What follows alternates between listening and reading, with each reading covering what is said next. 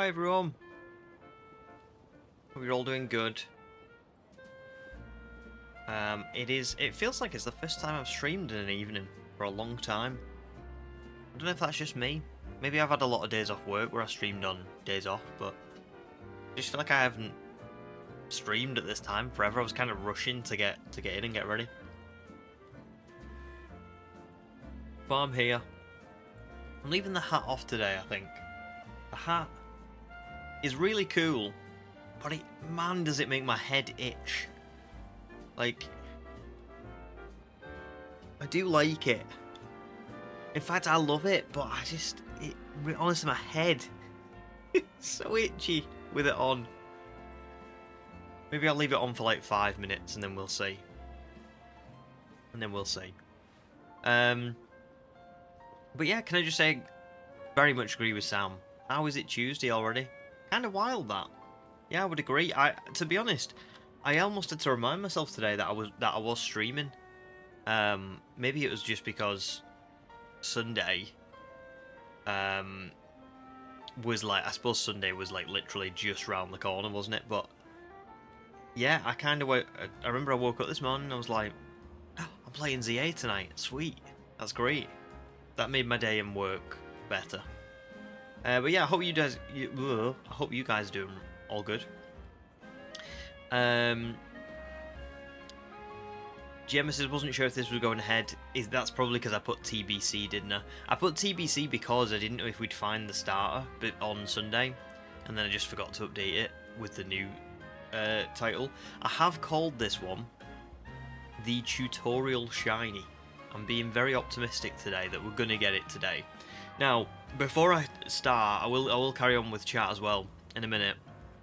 Before I do anything, I've got to give a big shout out, not just to everyone who helped me last stream figure out that this tutorial shiny is possible, but also somebody left a comment on one of my on the last stream, like the VOD. Somebody called PokeTales, and they left a great comment saying that somebody else they watch, who is also an English streamer, I did not realise this. I think her name is Cup of Fee. Like her name's Phoebe.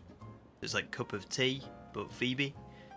That she got this tutorial shiny immediately, right? And I watched the clip, and I'll show you what the clip looks like. So she catches this Fletchling that's like standing here, and then she catches the Bunnelby that stands right by Tawny, right? And then she's just kind of looking around, she's looking at these stands, she's looking at like this guy with the potion, she goes over to this stand over here, and then she finally sets her sights on the Pokemon in the background, and that Scatterbug there is shiny. So it like, not even, you know, like when we watched the Andrew Collette one, and we kind of were like, oh, was Tawny standing here? Because the clip kind of cut forward a few hours. This one was irrefutable. It was like, she talked to Tawny, she talked to him, she looked at that, she turned and it was there. Wild odds, by the way. I don't know how she got that lucky. I mean, that's like a 1 in 4096 within the first... I mean, that's 1, 2... I think the Bunnelby and Fletchling that were down here were shiny locked, so her second encounter of the entire game was a shiny on launch day. That's wild, isn't it? But yes, a big shout out to PokeTales for that. And PokeTales also gave me a really good bit of advice for shiny hunting for Eevee next, where we can essentially lock the game into sunny daytime forever, so we don't have to worry about having to like swap around and stuff. So really good stuff. And now back to the chat, and then I will get started. We will just get into it. Lucas, welcome back. I hope you're doing good, dude. I'm having a very good day, thank you. It's my birthday on Friday, so someone at work, my boss makes cakes for someone's whenever it's someone's birthday. So I had carrot cakes today. Very good, very good. But yeah, I hope you're doing good. Sam is also doing great, nice. Finished a little woodworking project today, so feeling good. Oh, that's very cool. What was your woodworking project? That's very awesome. I would love to be able to do woodworking. It looks so satisfying. Human, hi. I hope you're feeling much better. I know you're not going to be staying for too long, but welcome in and very good to see you. I hope you are feeling better today. Titus as well, welcome in. Or Ty. Is Ty okay? Excuse me. I've just had my tea, so I'm a bit hiccupy. But yeah, Ty, good to see you. Early streams are nice for me. Oh, that's worked out perfectly then. Chihuahua, good to see you as well. Hope you're doing good. And Ashley as well on lunch break at work. Definitely going to keep lurking after I clock back in. Awesome. Well, great stuff. Great to see everyone. I hope you're doing good. I hope your day at work is going okay, Ashley. It's always cool when people say like they're watching on the lunch breaks. I find that really like, I don't know, just nice, you know? Because I always feel like, and correct me if I'm wrong, but a lunch break at work is a very like,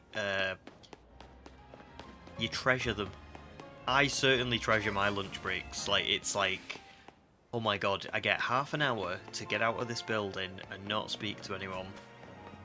I need to really treasure this 30 minutes because once it's gone, it's gone. So it's really nice that people tune in on lunch breaks because I think, wow, you really must like the streams and stuff, you know? If you're giving up your lunch break for it.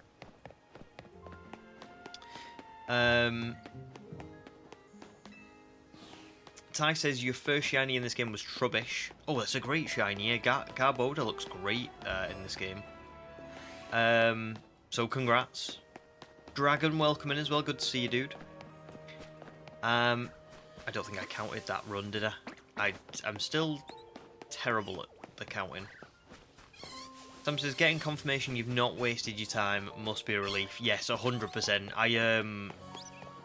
It was one of them where I was pretty sure it was okay, but you just never know, do you, until you see, and especially with a new game.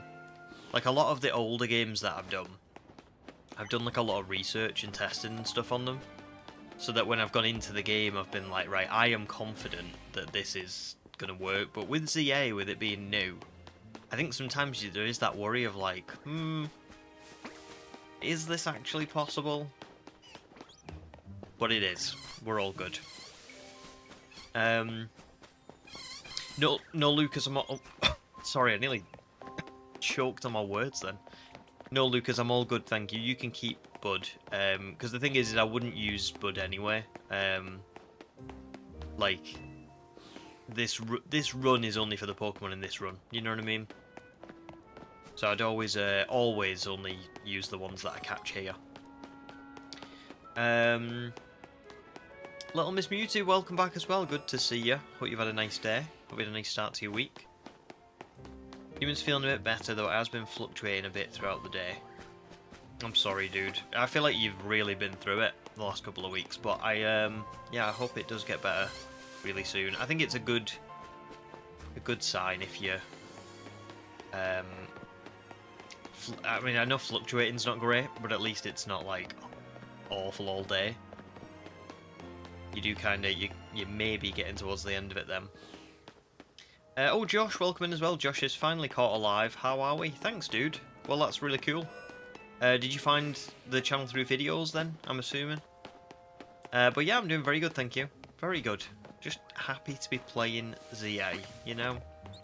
Because I kind of... I played this game for like a week straight when it came out. And then when I had to edit another video, and I just have been doing that for like the last month and a half. So I haven't played any ZA since then. So I've been watching everyone else put out like videos and playing it and like posting about shinies. And I've just been sitting there like, no, I can't. My PC's too full. I can't record more stuff. So yeah. Yeah, it's really good to be back. Oh, Cogs as well, welcome back as well. I feel like I've not seen Cogs for ages. But yeah, there you go. I guess I've answered both your questions, but how are you doing? Sam says it was really simple. I made a spatula out of a scrap of black walnut. That sounds fantastic. Is Sam, are you in Discord? Can you send me a picture of that? Because I really wanna see it. If obviously you wanna share it, you don't have to share it, but it's just, like I say, woodworking kind of fascinates me a bit.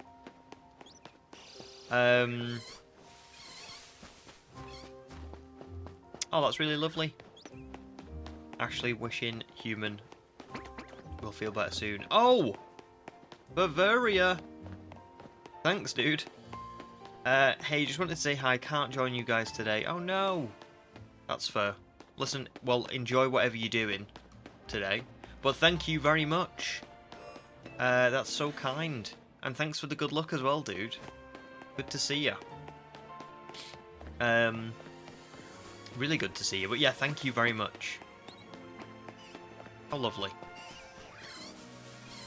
What are you up to? Well, actually, Bavaria might not be able to join. Might not be able to reply to this. But what are you up to tonight, Bavaria? You up to anything cool? And let me catch back up a little bit. Snarl says, I'm having a bit of a writing crisis at the moment. I was wondering if I could ask you something. Of course. Do you think it would be okay if I don't include more of the story stuff in my video, or do I add it? I would say it depends on what you want to do for you. Do you know what I mean? I know I go into like a lot of the story, but it's kind of because I used to have a Pokemon Instagram where I think I've told you this before, but I used to have an Instagram where I would put I would review each of the generations, kind of like I would play through them with the team, and I would like say like what I thought of the villains and what I thought of like the story and what I thought of the like the various other bits and pieces and all that stuff. And then when I started doing the shiny only run for Let's Go Pikachu and people loved it, I was like, oh, wouldn't it be good if I could do, and it's not really an original thing because Absol does it quite a lot, and there's other people who do it as well, but I know that a lot of people do shiny only videos and the focus is the shinies. So what I thought was really suited me, because I love talking about the story and like trying to like figure out like the deeper meanings and things like that. Whether I'm good at it or not, I don't know, but it suited me to kind of be like, I'm gonna make a video where I do talk about the shinies and I show my reactions and I show, you know, like what I wanted and why I wanted it and how it links into like my childhood with Pokemon or whatever. And then I'm also going to talk a lot about the story because that's what I love doing. So it's entirely up to you, I would say. It all depends on what you like doing, you know. I can't say that it's better or worse. I mean, my Indigo Disc video was nearly 2 hours long and it hasn't done like amazingly well. My Let's Go Pikachu video was 35 minutes long and it did great. My Brilliant Diamond video was somewhere in between and also did great. My Sword and Shield video was somewhere in between and also did great. So I think I would say don't think about what is going to get you more views or what's going to like make the video better. Just put what you want in it. Because whatever you put in it that you want to put in it and you think is best for you will probably end up making it a better video rather than like guessing from other people's, if that makes sense. Hope that's a good... Yeah. That's the way I do it. Oh, nice. Oh, Josh, that's so sweet. I've been watching the videos since the Diamond video, I think. It's hard to keep up with the lives because I have a 1-year-old now, Carnage. Oh, well, first of all, congrats on having a 1-year-old, because that's wild. Because I'm pretty sure the Diamond video is like 2 years old, so you've had a baby since the Diamond video. Congrats, dude. That's awesome. But yeah. No, don't blame you at all. I can totally understand. The lives are a lot to keep up with. I mainly just... I don't know. I used to do them because I wanted clips. Because I thought nobody would join. And then everybody kind of liked it, so I was like, oh, I'll carry on doing live streaming. And I really love it. I can't believe it. I can see Wookiee's here as well. Welcome in, Wookie. Good to see you. Joining from your lunch break at work as well, just like Ashley. Hope you're doing well. Hope the hunt is racing towards a speedy conclusion. And you did a deep dive from the data miners and couldn't find a single thing that implied a shiny lock. Thank you very much, Wookie. Well, I was, funnily enough, just before you joined, I was talking about the shiny locking part of it. Somebody left me a comment on my last VOD, and they were saying that another streamer they watch got it like immediately right, and you can look this up. She's on YouTube. Her name's Cup of Fee, like cup of tea and Phoebe, so Cup of Fee. And she catches these two Pokemon that are like here, the Bunnelby and the Fletchling that I've got in my party. She speaks to this dude, she looks over here, and then she turns, and that Scatterbug there is shiny. So her second encounter in the entire game was shiny. And that was like really... I think I saw that yesterday, and I was like, yeah, this is possible. There's no getting around that. So yeah, good stuff. Good stuff. Oh, I didn't heart Bavaria's... Sorry, Bavaria, I'm still getting used to streaming again. It's been over a month.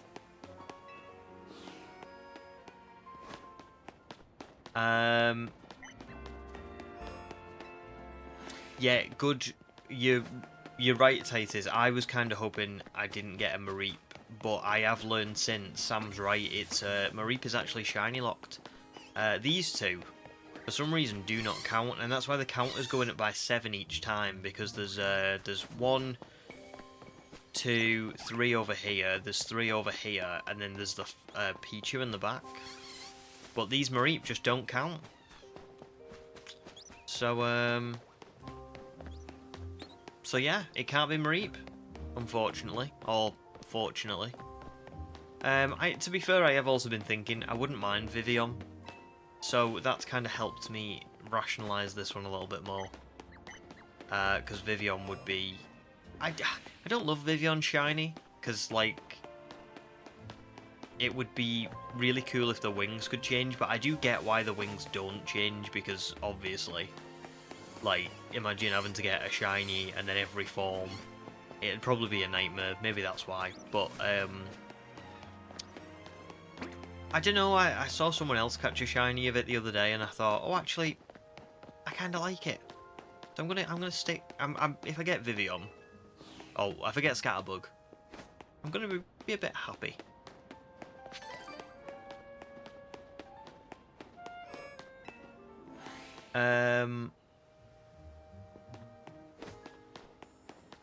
Oh, good stuff, Snorlad. Good, I'm glad that helped. And Cogs, I'm glad you're doing good as well. It has been a minute. I've been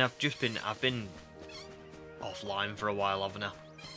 So, but yeah, good to see you again. No, you're right, human. It might have done the Scarlet video. The thing is the Indigo, the Teal Mask never did well, and neither did BDSP Prehistoric Shinies. I have noticed that there's been a bit of a drop in YouTube views in general. I've been like seeing other people talk about it. I think I talked with Wookie and Snowlad about it at some point in the Indigo disc, and it got me down a little bit, because I was like, oh, this is really unfair, because I feel like everything was doing really well and then it just dropped for no reason. However, I've kind of reached a point of not caring again, because I'm just having fun making the videos and doing this stuff, so, like, I can't tell you how much, even though it was grueling doing the Indigo disc, because it was just so long, I did really enjoy it, so, that's good. Noah, welcome in as well, good to see you, dude. What did you think about Mega Lucario Z? Oh, I'll be honest, Wait, I haven't seen that. No, I haven't seen that. Is that part of, like, the DLC drops today? Don't worry, by the way, I'm not particularly, bothered about spoilers or anything. But, I just haven't seen it. I know they said they were releasing something on the... Was it... I'm sure it was today, wasn't it, the 2nd? But I just haven't seen it. Probably should have looked. That's first nod. I would just say, if you feel like you're yapping, and you feel like you don't like it, then obviously remove it. Do you know what I mean? I think you've got to do it based on what you want, is what I would say. But I mean, Christ, I don't stop talking. And people seem to like it. So, I wouldn't worry too much. I just do what feels natural to you, you know? Because I wouldn't change a thing about my videos. I think if somebody said, genuinely, if somebody said to me, oh, the Indigo disc was too long, I'd say, I don't really care.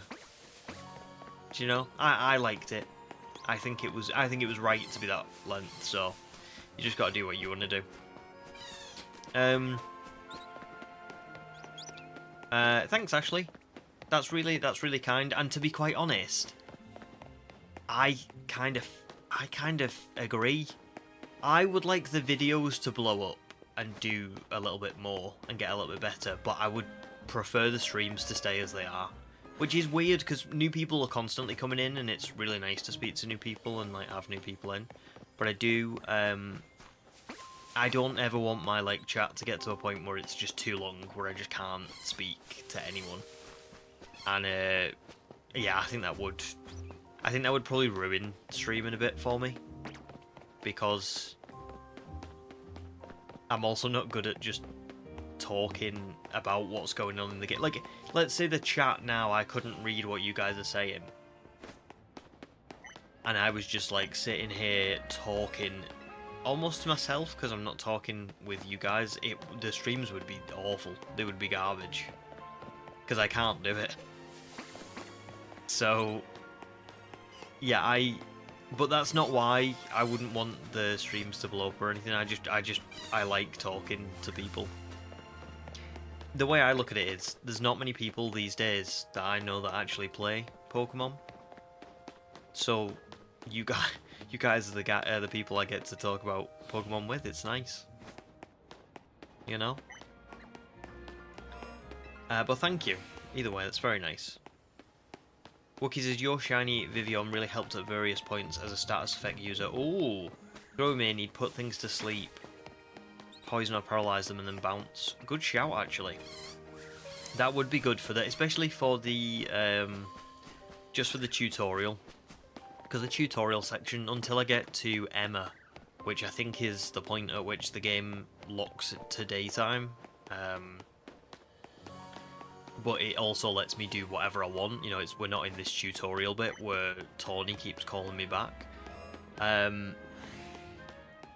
That is probably going to take me like a while to get through, and there's probably going to be a battle here or there that I'm going to not struggle with, but maybe with one Pokemon, like a Bunnelby or a Fletchling, I might struggle with.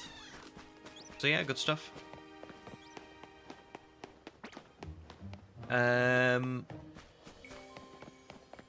Too bad the special Spupa can't be shiny. Oh, the special Spupa? Is that the one you get from... Am I thinking of the right one, the museum? Or am I thinking of a different bit? God, I love the museum Spupa.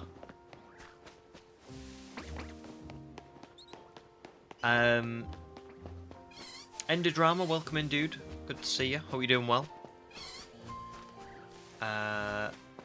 Ooh, the new DLC info dropped today. One about Lucario and one about Mewtwo. Ooh, okay. That's interesting. Maybe I'll look them up about halfway through this stream. Because, yeah, we've got a bit of... We're still early in, aren't we?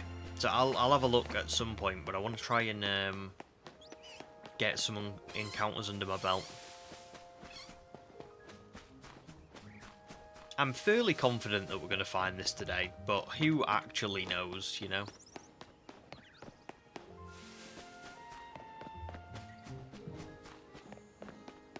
Say hush your gums to people that negative. I love that.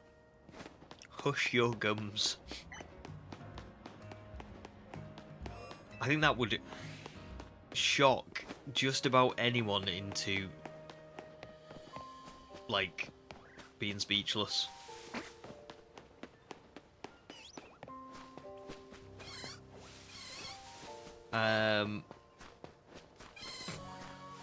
Any word about Charizard Z yet? Do you know what? Genuinely, if there is a Lucario Z, it's really kind of not. It's not that far-fetched to think that there could be a Charizard Z. I know there's not, but like, yeah.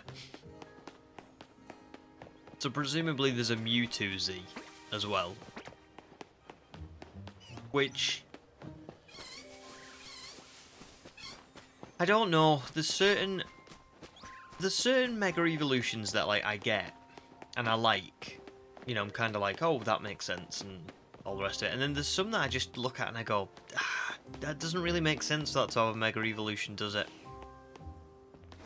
Suppose it is Pokemon. There are a lot of things that don't make sense. Actually, I'm planning on streaming for about 5 hours, so well, maybe about 4.5-ish. I usually stream till about 10 PM or 10:15, and I start at 5:30, so I would say 4.5 hours, maybe 4 hours 45 minutes. So a long time. Got about another 4 hours 15 minutes left.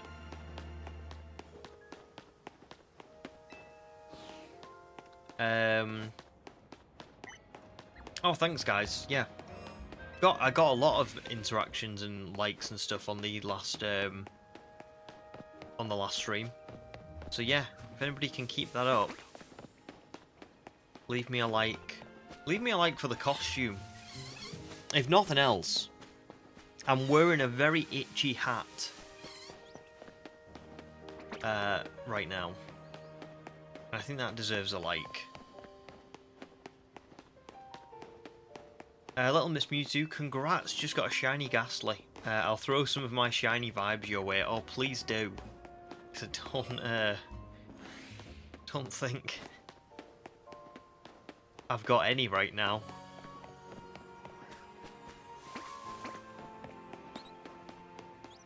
To be fair, if there's going to be one shiny hunt in this run that goes like way over odds, is horrific, I would like it to be this one. Please let it be this one, and then next time when I go for Eevee, just give me it in like 200 encounters. Please.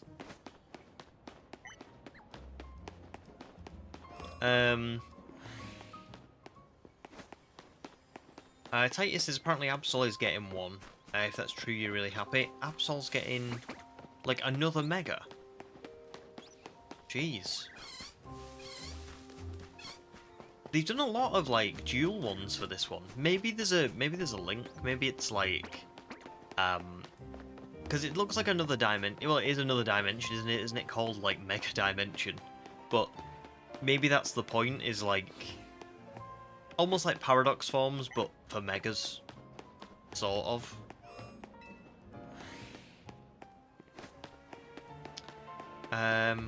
Oh, awesome! Actually. That's brilliant.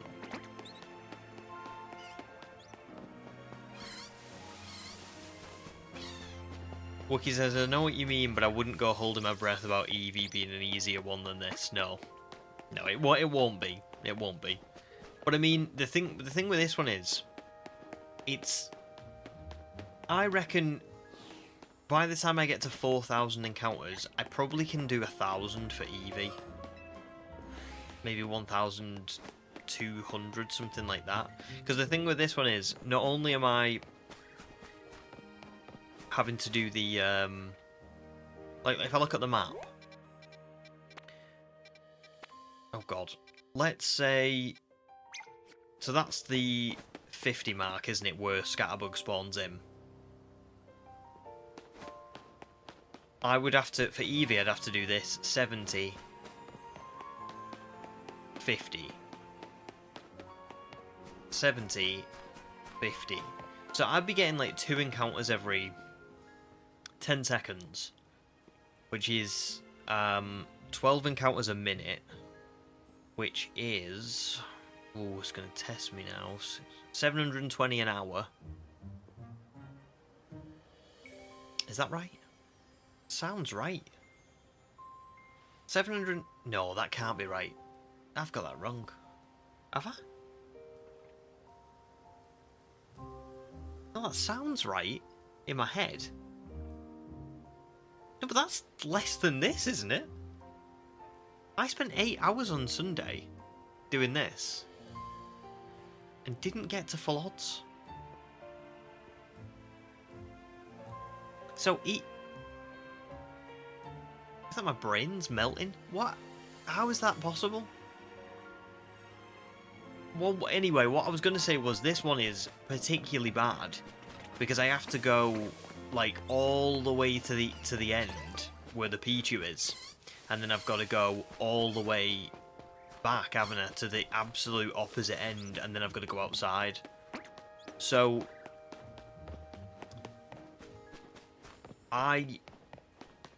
maybe that's why this is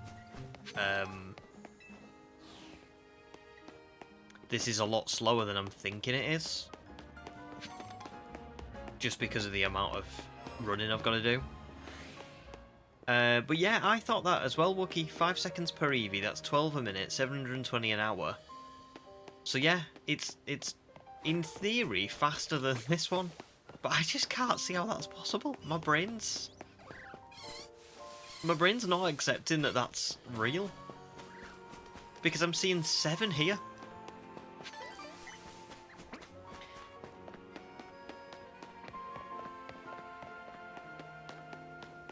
I'm getting 5 extra encounters every time.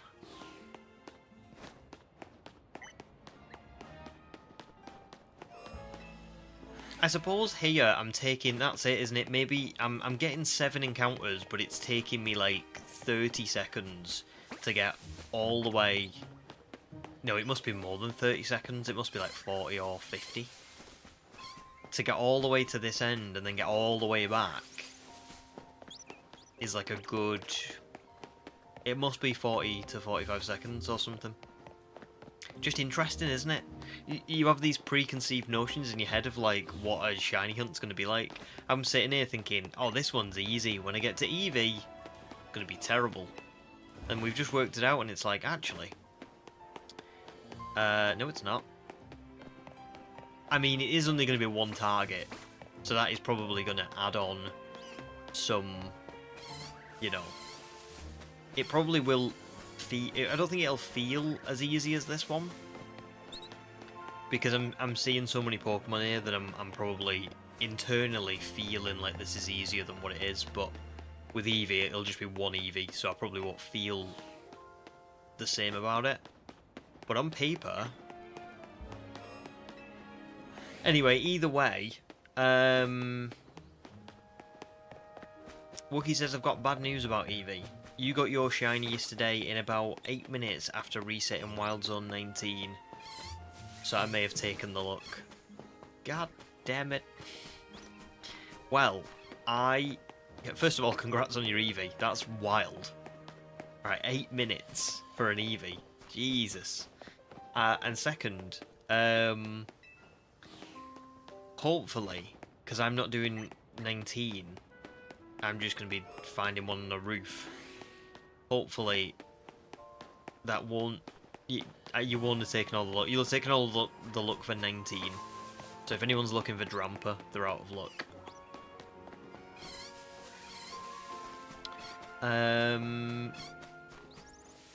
Josh says, why can't you run out the other end of the zone? Would it not be less steps? As in, this way. I mean, I could run out down here. I do think there is a... Let's try this. We can see, like, Fletchling is there-ish, right? Or Bunnelby is there-ish. Yeah, see, I can't go down there. Because, Tony says, what are you doing, you idiot? Get back. And then, if I went down here, I wouldn't be despawning Pichu, I believe. So it's kind of like a... even though it looks like I'm doing something weird by going all the way down to the end, it actually seems to be the right thing to do. It's just taking us a while longer. The tawny holding you back thing is a real pain because excuse me, it's not just... Oh, hang on. Excuse me.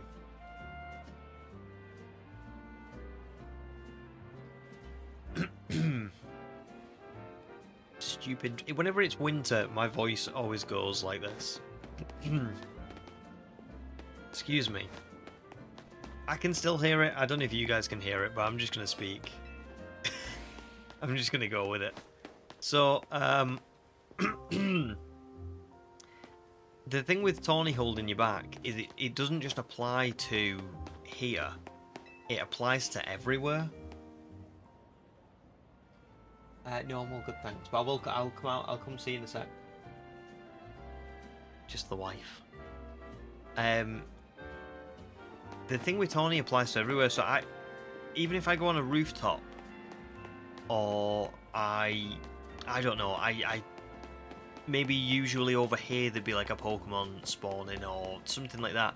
They've kind of locked every single spawn away from you at this point. So I don't know if Pokemon would usually be up on that rooftop, but let's say they would usually be up there, or let's say there was a Pokemon that would usually be on that lamppost or something. There's just nothing. There's I was talking about this the other day, where that like light is there in the Hotel Z. You go down that corridor, there's a tree where a Pokemon spawns. That's not spawned either. So I think the only Pokemon on the entire map that are spawned in right now are these 7. I'm actually so confident on that I'm not even sure whether the Pidgey on the roofs have spawned, because when you think about it, you can't use Rock Smash here until you get it from Mabel. So it's not possible to get through them rocks at the minute either. And I wonder whether that means the Pidgey are even there. So if I've been walking around basically this entire time, there's a chance that there was more Pokemon that would usually spawn up there but aren't. It's weird, it's really weird, this section. Like I said, this Bunnelby and Fletchling haven't respawned. It's just odd. Which is why originally I was so worried about them being shiny locked, but we're all good on that one now.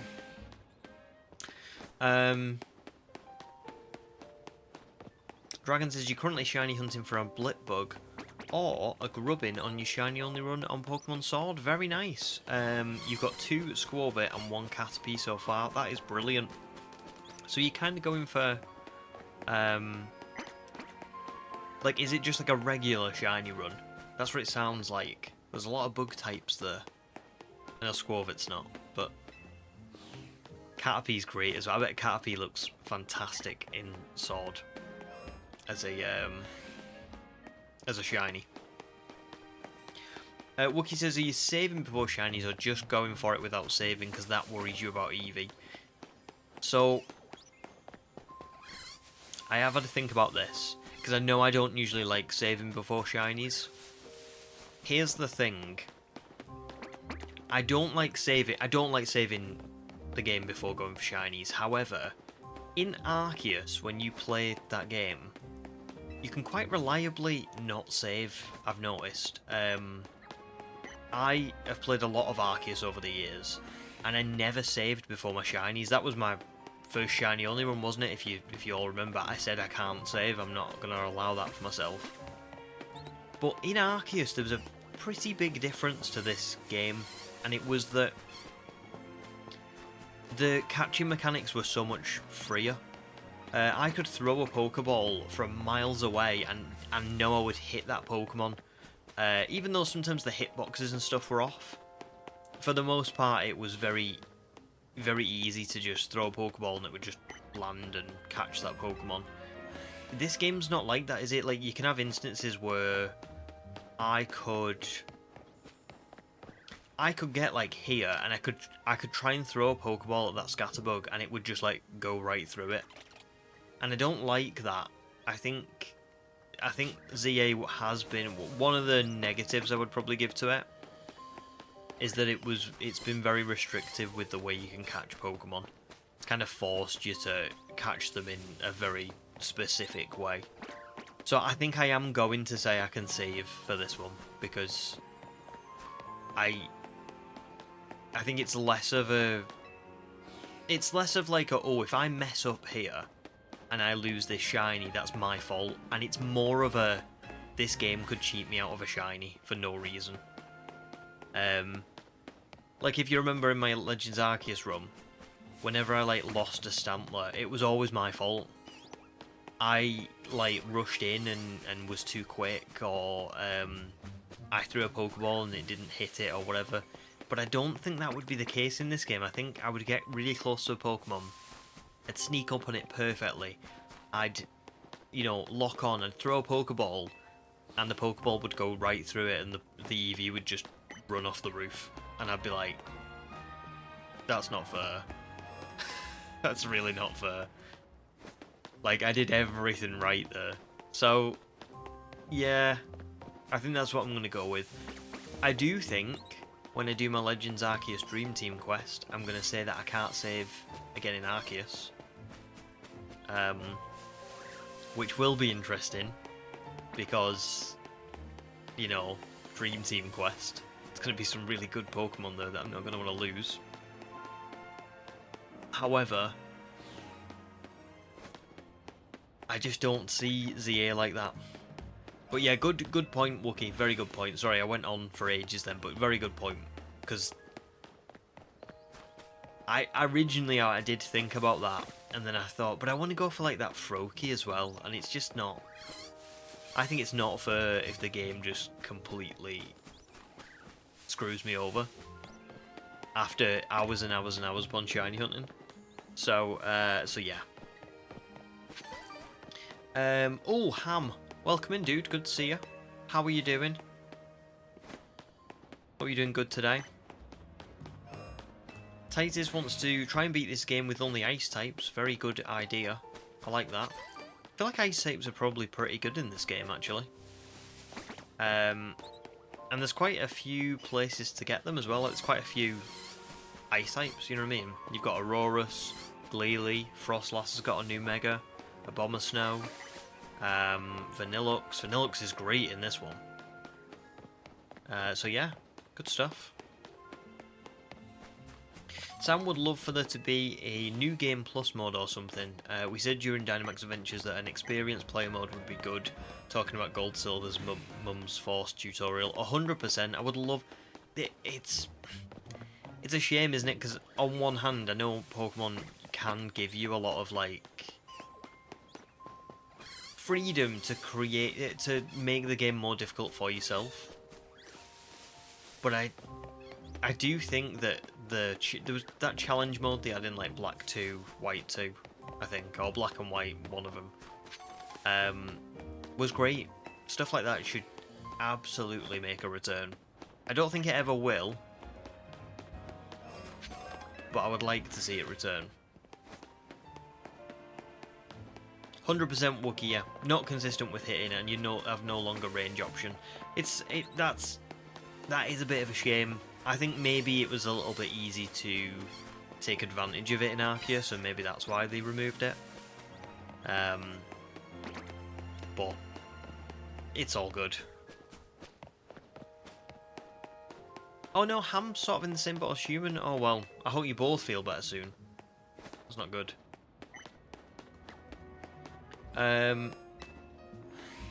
Wookie says, God, that Froakie. I have a story about that shiny. Most stressed I've been in years around Pokemon. I can already understand why.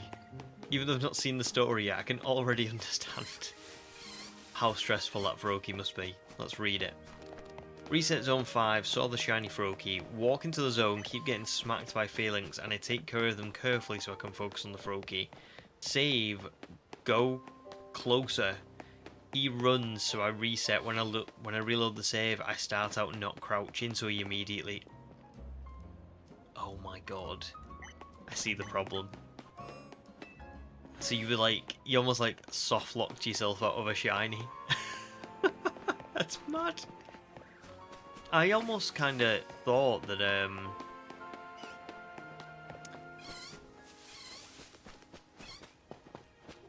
that I don't know. I thought the save would have like started you out in the same exact spot, but clearly not. So you had to time it exactly, and when you loaded in, you immediately pulled up the map and flew out of there. I had a couple of frames where he's running but not despawning. Jesus. That is tense, but you got it, assumingly. Titus says, this is in reference to the ice type playthrough you're going to do. Ice types are fragile. They wouldn't live a Nuzlocke, but a normal playthrough, hopefully. Yes, 100%. I think you could definitely get through a normal one. To be quite honest, I would be really interested to see what challenge runs in ZA look like. Not just Nuzlocks, because I mean Nuzlocks must be a struggle in this. But also, I saw somebody streaming today, I'm sure it was on YouTube, a damageless run of Legend ZA, and I was like, you are crazy. It looks great, like, best of luck to them, because I think that's amazing. But, Jesus. I just can't even fathom how that's even possible.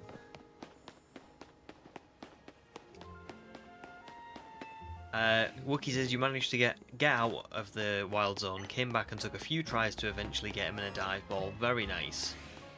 Little Bugger was a real pain, so if you ever do that, make sure you save far enough away. Reloading makes you stand regardless of whether you were crouched or not. 100%. I will do. To be honest, I think I don't know 100% how I'm going to do the Froakie hunt, but I'm not sure I want to do fast travelling. I don't know whether to do similar to what I'm doing here and what I'm going to be doing for Eevee. I don't know. It's tough because there are certain shiny methods I want to test out in this game, even if they're boring. You know, even if I'm not saying they're boring. I'm saying even if I get bored of them. I always prefer playing the game. So I am going to do bench resetting, but I'm probably not going to enjoy it all that much. I am probably going to do fast travelling, but I don't know how much of that one I'm going to enjoy. And you could argue I'm not really doing anything different here, I'm just running around, but I'm at least doing something. I think it's the same sort of like mentality as like, you know when you see people post like TikToks or shorts or whatever of someone speaking and they've got like a clip in the background of just like somebody like driving a car in GTA or something. And like, well, why is this here? But then you start watching the car and you're like, oh, did a little flip there. Look at that little flip. That was pretty cool. I think it's the same mentality. My brain kind of goes, well, my guy's running around, so I'm doing something. Even though really I'm not really doing anything.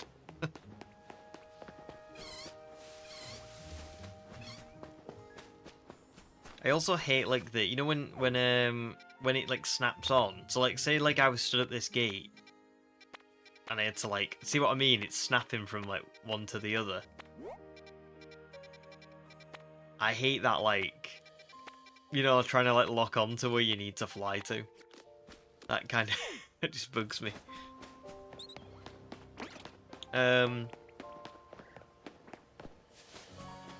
Oh, nice, Titus. You already beat a furry-only Nuzlocke. You had to allow Pokemon that Mega into a furry. That's brilliant. It's a great idea. Love that.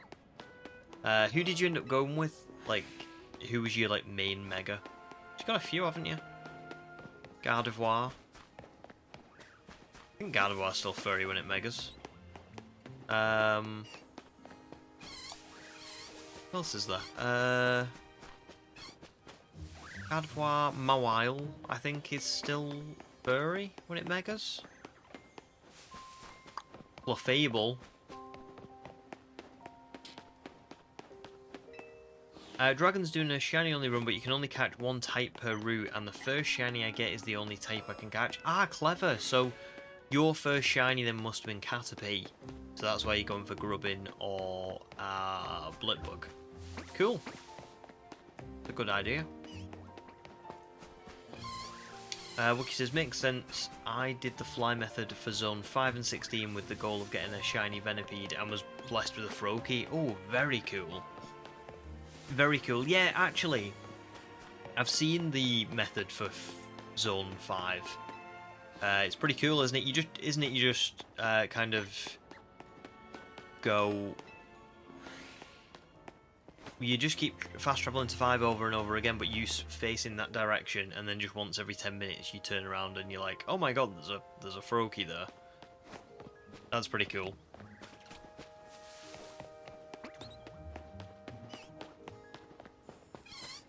Oh, just Hal, welcome in as well. That's awesome. Hal is new. Well, welcome. I hope you enjoy stream, dude. You're doing an Emerald Rouge run with a twist. Oh, what's the twist? Although I don't know anything about Emerald Rouge or any that. I'm not really into that stuff, but so I probably won't know. The twist for me is the Emerald Rouge. Do you know what's really annoying is this Bunnelby, right? I swear to God, I hate it. It is spawned here in this like grey pavementy bit, and I swear to God, every now and again I like see it just out the corner of my eye, and it looks grey, which is the shiny. So, you know, it kills me.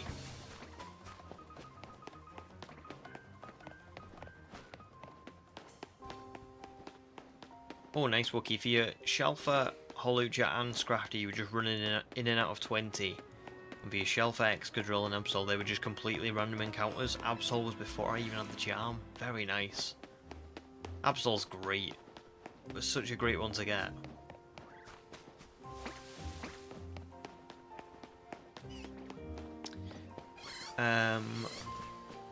Yes, good point, Wookie. Yeah, Altaria as well. Can be... Altaria's dragon and furry, isn't it? Really weird combination. But I do like Altaria. Well, Mega Altaria as well. Oh, Hal's Twist is every time you lose a Pokemon, you need to eat a Toxic Waste candy.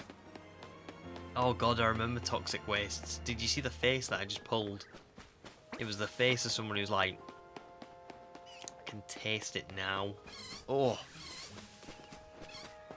Oh, no. Why my taste buds are actually like revolting in my mouth.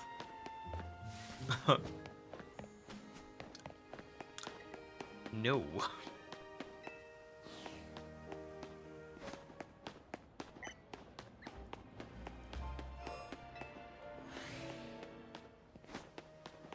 What a weird combination though, dragon and furry. I just don't... Is that the only dragon and furry type in the whole game? It probably is, isn't it? Can't think of any others.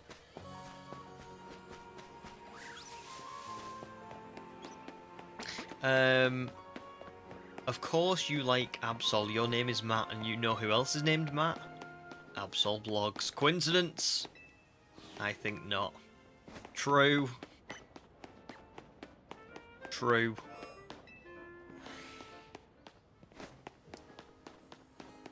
Yeah, that's pretty true. Although it's probably just a, an inevitability, because there's so many Pokemon YouTubers called Matt. I swear there's like... I swear there's quite a lot. I'm sure Flygon H... Is it Flygon HQ is called Matt? Maybe. Could be wrong on that. But obviously you've got Absol Blogs. I know someone else as well.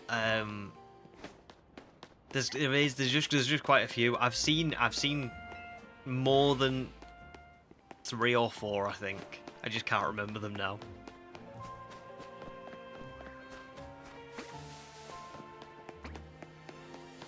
Hal says my accent makes you think I'm saying dragon furry. That's the thing, I can't say fairy. Fairy. I can't say it. I can only say furry. Which is what I would say for furry as well. Like, that dog is so furry. Mega Altaria is dragon furry. I just can't say it any other way, it's weird. The accents are weird. But I've had a few people say that to me.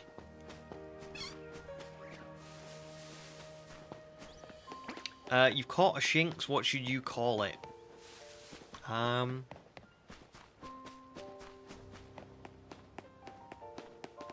Call it Mega Zerora.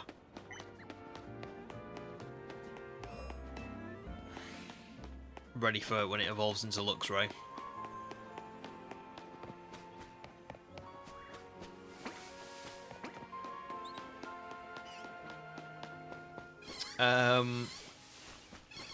I'm not Scottish, no, I'm English. So I'm from the northwest of England, which is like is a place in England. It's not too far from Scotland, to be fair, you know. I'm a lot closer to Scotland than I am to London, put it like that. Actually, I've never been to London. I live in England and I have not visited London. But I feel like I'm not missing out, probably.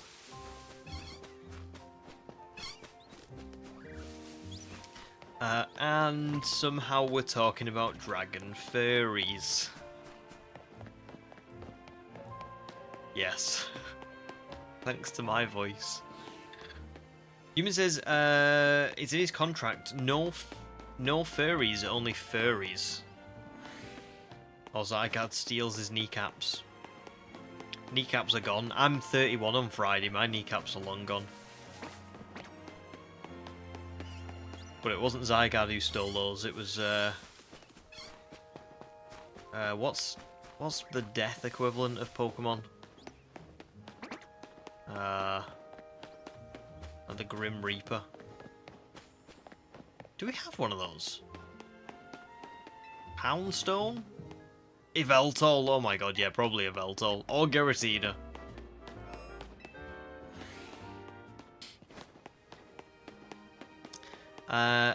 Oh, I would never, ever say where I'm from. Just northwest. Northwest of England.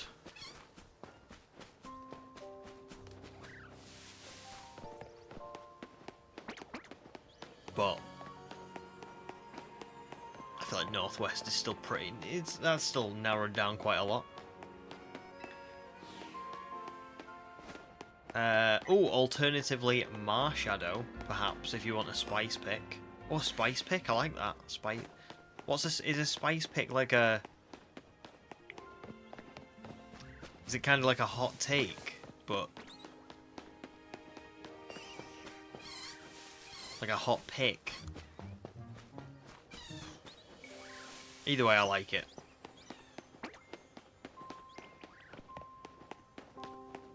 Oh, actually, no. I know what the Pokemon the Pokemon version of Death is. Hold up. The Grim Reaper of Pokemon. Are you ready for this?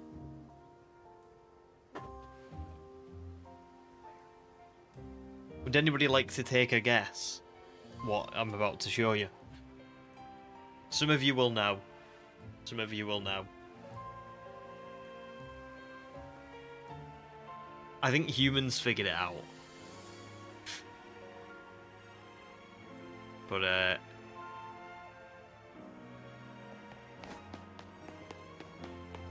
Mr. Mime, but hyper-realistic. Guess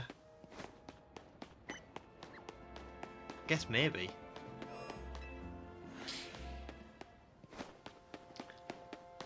See you later, Hal.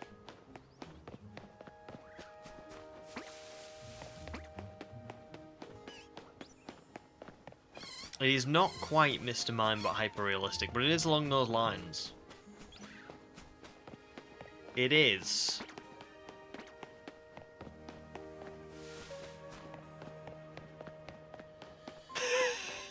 What a reveal! It's the Mewtwo pop figure. That is the Grim Reaper of Pokemon. Because it's not a great pop figure, to be honest. Some Pokemon pop figures look great, and some are what's the word? What's the word for not unhinged?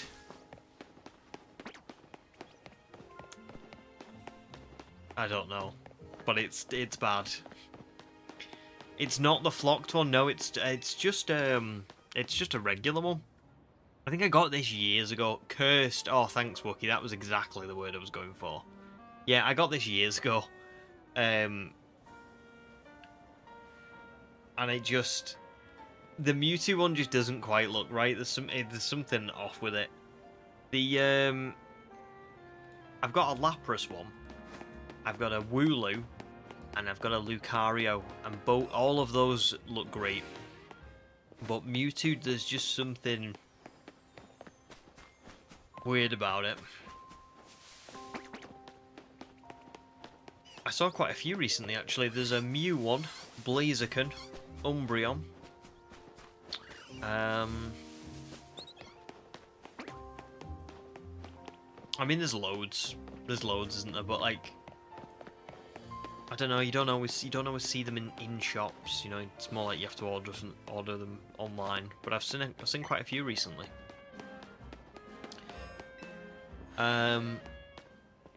Also, JP, welcome in, dude. Good to see ya. JP says, Eveltal Mug Global Cataclysm. Yeah, I don't think I ever realised how like crazy Eveltal was.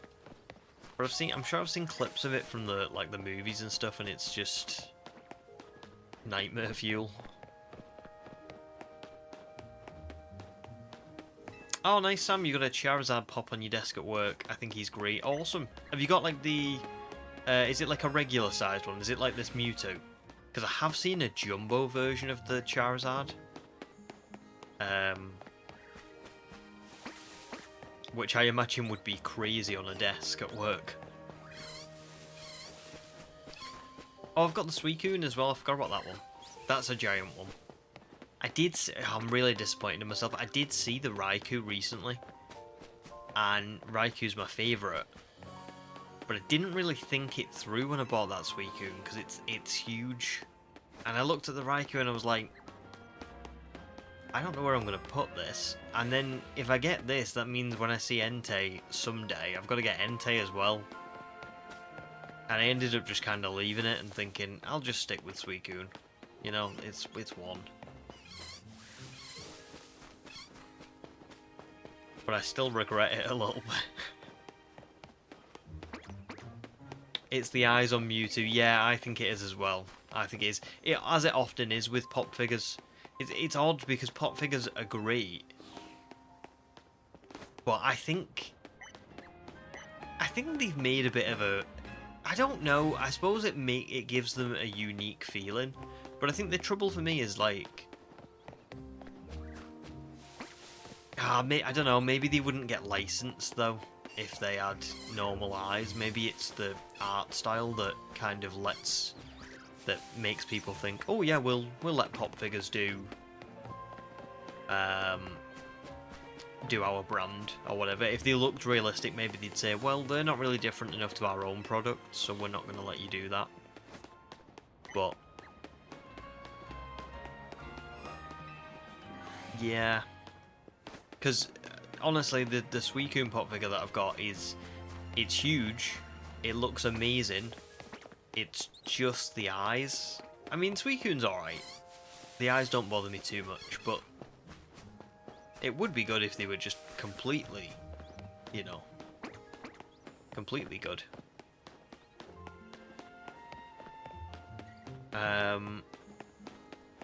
Nice, JP. Just rewatched Cocoon of Destruction, and it is kind of insane. I've never watched it all the way through. I've just seen. I think I've seen clips of it, and I've seen people talking about it and saying that, like, how was this a Pokemon movie? Because Yveltal's just an absolute psycho.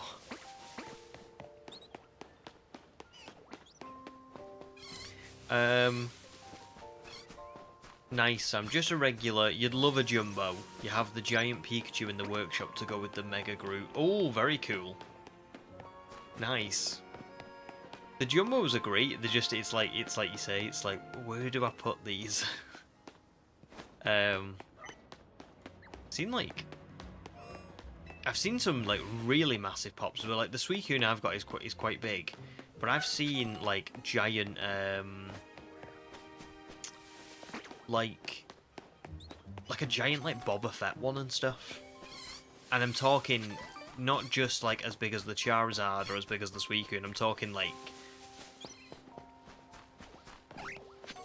not like obviously life size or anything, but really big.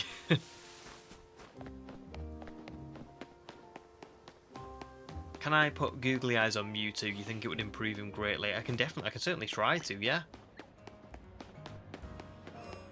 We'll have to find some googly eyes, but they should be fairly easy to get a hold of. That'd be pretty cool.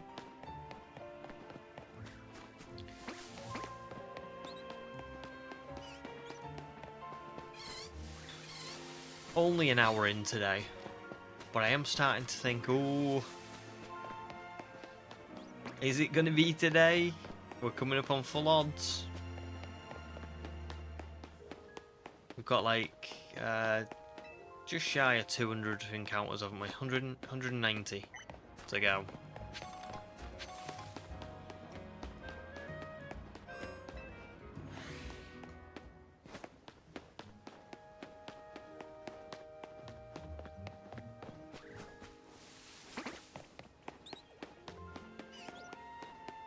Do you know what, as well, just as a side note, because I know we were talking before about like, am I gonna save before shinies and stuff? I did not know this until like the other day when I was reading about it, because I had this whole plan where after I found the tutorial shiny and the map opened up, in between streams I was going to go around and look for all of the colourful screws and then exchange them so I could get the Canary plushes and get like really good effects.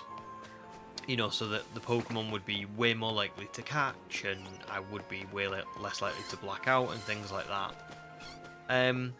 I didn't know that shiny Pokemon in this game have a boost to their catch rate. I think it's a 3 times boost, which is quite a lot. Obviously, it doesn't really matter when you can save anyway, but or if like a Pokemon, you know, decides to run away, you know, that's not going to help. But that is quite a big boost. Because I remember one of my first concerns when I was playing the first time around on stream, I was thinking, I can't obviously, like, I just can't see how you're going to be able to do a shiny on your own without saving, because it seems difficult. But I suppose that when you are catching normal Pokemon and you've not got that boost, you don't know what it's like then to go to shinies. Because I've seen people catch like Beldum quite easily, and I was thinking, doesn't make sense. Beldum. But there you go.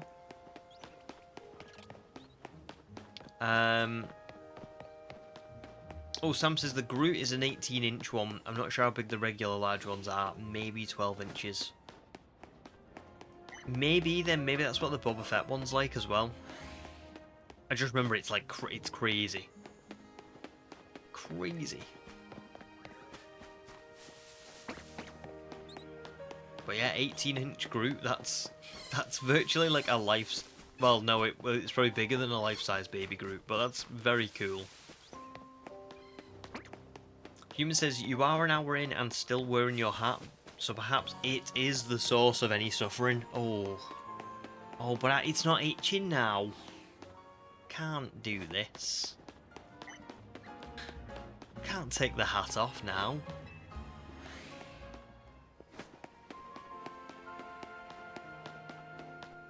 No, I'm gonna keep it on. I've got faith in the hat. It's not the hat, it's me. Oh, for a split second, I thought it was, but it's not. Level Up's welcome in as well, dude. Good to see ya. Well, the Level Up's gonna be right back. True, Sam. Maybe if people like the stream, it would be better. Although I don't know how many people have liked the stream at the minute. I can't see that data, unfortunately. I put everything into OBS now. I used to have like a tab open for YouTube, and then OBS open separately. And now I've figured out how to get everything just in OBS. So I'm not sure.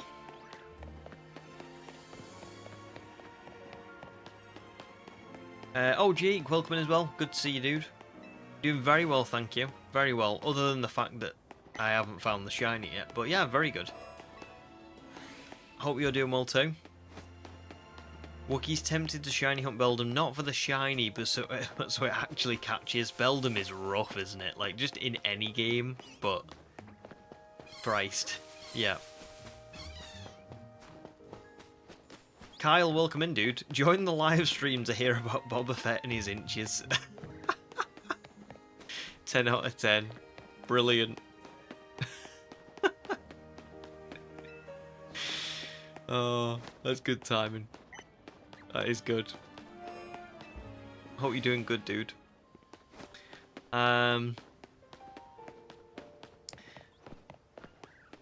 Next, we'll be talking about Jinx's feat from Pokemon Stadium. I don't know this.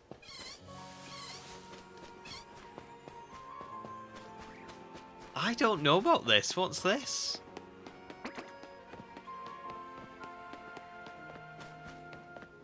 I was just going to say I might have to look this up, but that's so sus. Oh, cool, Sam. That's pretty good. That is a pretty good number, to be fair. Wookie says, I think my next shiny hunt, alongside the constant Zone 20 Shalfa hunt with the 6 spawns, will be in Lysander Labs. Lysander Labs looks mad. With the teleporting and stuff. The way I've seen it, I don't know if this is right, but it's like you have to trigger the spawns, but once you've triggered them and you just start teleporting, it's just like I've got to imagine that might be faster than running up and down the stairs. I didn't run far enough away then, by the way. That might be faster than running up and down the stairs in Wild Zone 3, which is just for a Beldum. Imagine getting a shiny Beldum faster than doing the door method thing in Wild Zone 3. It's crazy.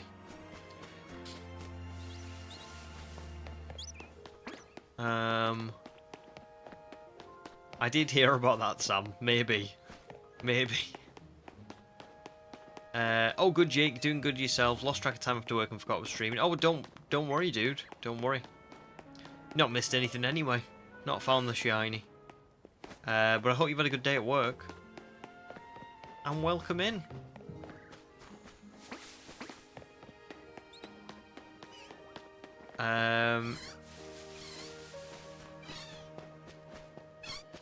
Wow, human. I'll have to look that up. I don't care if it's sus, I'll have to look that up. Because that's just crazy. Like the Diglett thing that Wolfie showed everybody. Was it where Wolfie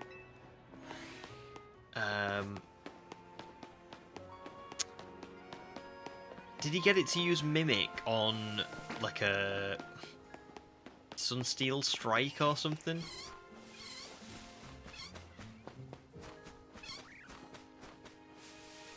Yes, level ups, yeah.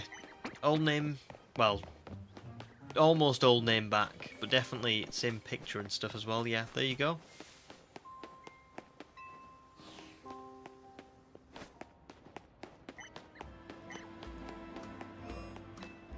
Wild Zone 3 is broken quick, it's like minutes to hit odds. Also, is Wild Zone 3 even better than Lysander Labs still? I suppose it's number of spawns as well, isn't it?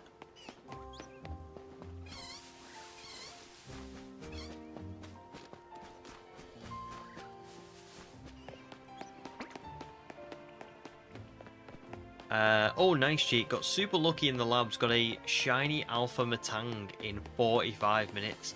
Jesus. That is good. That is very good. That is one that I would really like. It's just a shame that it's right at the end of the game, isn't it? But I still might go for it, because it's just... I mean, it's meta gross.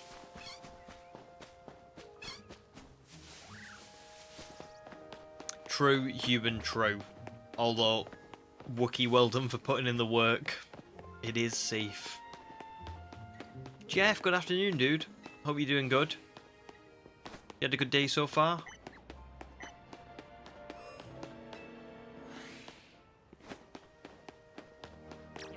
Oh, I didn't mean that.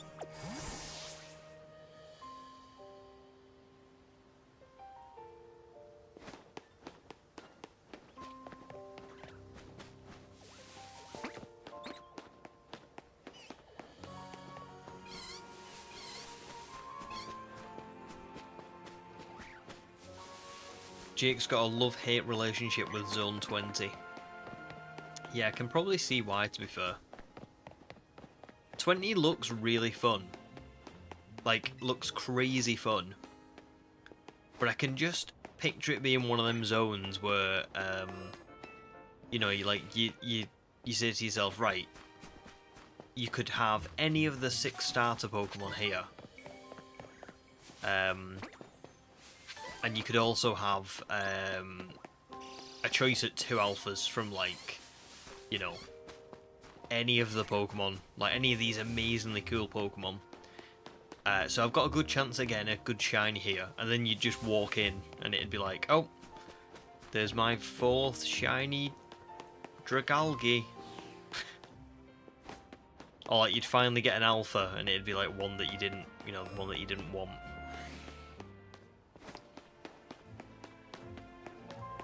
Wookie says 3 is crazy. Not only does it take like 5 seconds to go up and down, but each direction respawns everything. So you're basically doing like 10 spawns every 2 seconds. I mean, I knew it was crazy. I just didn't know it was. I mean, it's hard, isn't it, when you've not done the method, I suppose. But I thought Lysander Labs might be just as mad. I have seen with 3 though, it doesn't just spawn the Pokemon in that area, does it? It spawns like Pokemon on the roofs at the side and stuff as well. So it sounds like it is pretty mad.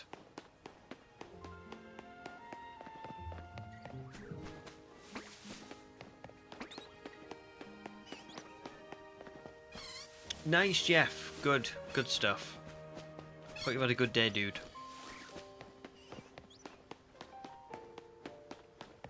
Wookie got your most wanted shiny from 20. And JP says you cleaned up in Zone 20 as well. It's worth it if you overload the area under the tower. You got 6 spawning under the 5 now that you got Howlucha, and then the rest of the stuff is just bonus. Does sound pretty good, to be fair.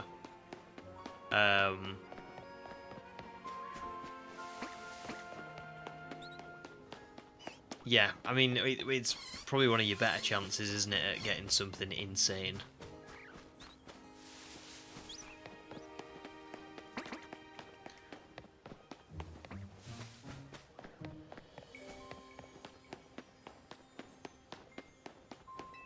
I know, 3 seems like just the most weird. Because it's the only one in this game like it, isn't it, really? I know Lysander Labs is another kind of one, but...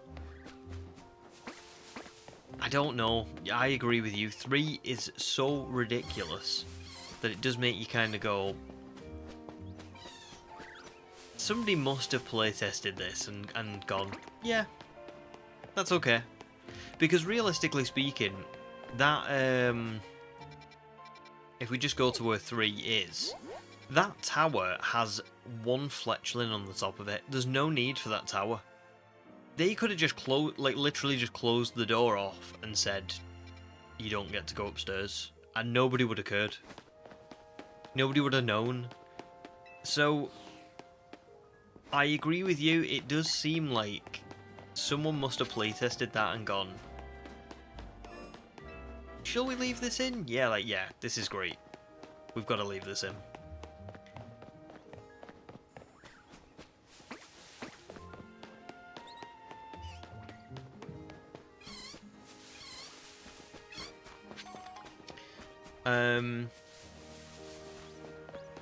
Oh, for it, welcome in as well. Good to see you. How are you doing today?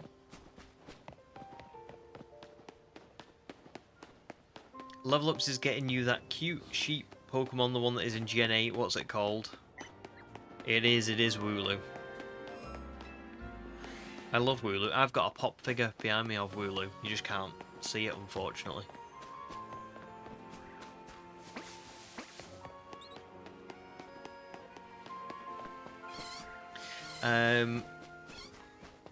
I don't know why I can't remember why they created the tower. I mean, there is the, there's someone you can meet on the top of it, isn't there? Is it, is it like the girl with the Medicham? And the, like, she's called the something guru or something? But they could have just, you know, Yoga Master, that's the one. Yoga Master. I think they could have just took that out and just put it somewhere else, and they could have just not had that tower. It just could have been decoration. So it does make you think that it was intentional, because I don't know. I think what would they have preferred, right? If they really didn't want you to shiny hunt like that, what would they have preferred? Moving one NPC to, like, the bottom of the tower and not having that fletchling be on the top and a few other Pokemon nearby be there, or basically giving you a free shot at every single Pokemon in that zone as a shiny. It's gotta be a little bit intentional, right?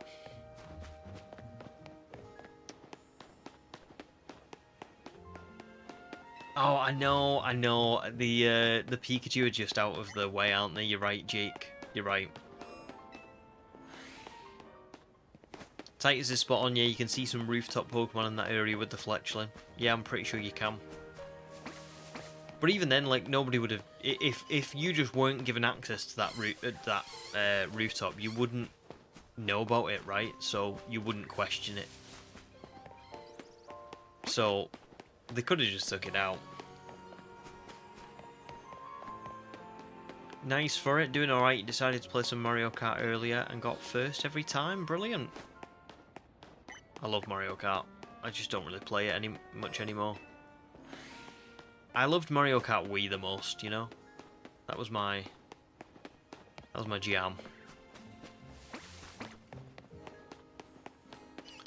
Wow. This zone hates me. Oh, Sora-chan, welcome in. How are you doing? You like my outfit? Thank you very much. Is your profile pic of the character? Because that's pretty cool. I match him. But yeah, welcome in, dude.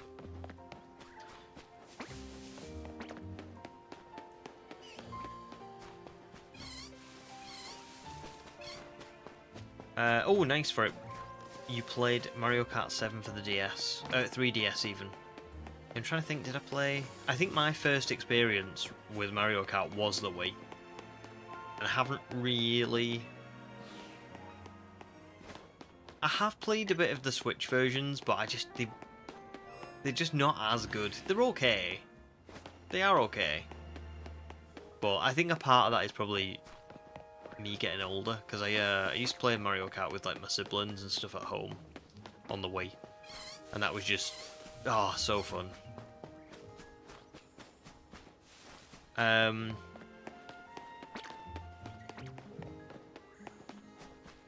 I've got no idea level ups, no idea.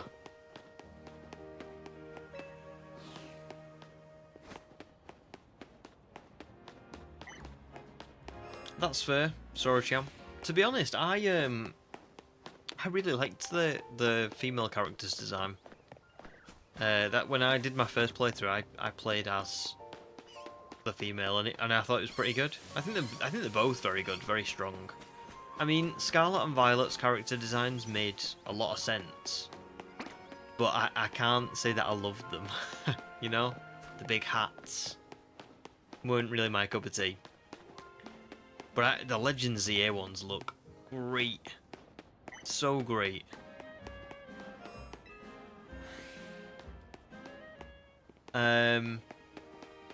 Oh, good question, Jeff. If Pichu spawns shiny, do we know if the sound will trigger from that far away?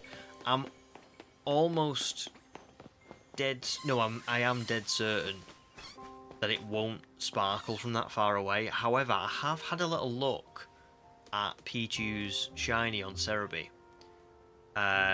Because I thought that my... I thought that Pichu's shiny was really, really subtle. And I didn't really want to, like, chance just, like, you know, not checking it. So every hour or so I would go and check it just to make sure. However, I have looked at it since, and it's kind of like a darker yellow. It does look quite noticeable. I don't know whether that will translate to the lighting in game, but I can definitely see on Cerebi, when I looked at it, it was like, oh yeah, I should be able to see that. It almost looks orange without being orange. Titus says if the mon is rendered in, it'll make the noise. I'm not sure it will from that far away, you know. I've seen people find shinies, and it's usually when you get to, like, I want to say this kind of distance that they start to sparkle. Not sparkle, sorry, make the noise. I think that Pichu might be too far away to make the noise. Arceus it would. Arceus it would 100%. But I'm not sure on this one. Oh, but you had a Trubbish sparkle from a rooftop. I suppose, though, it depends how big the rooftop is, because if I was walking here, and it was this roof, that's not that high. But that Pichu is, like, the equivalent of maybe, like, this building away? The height of this building?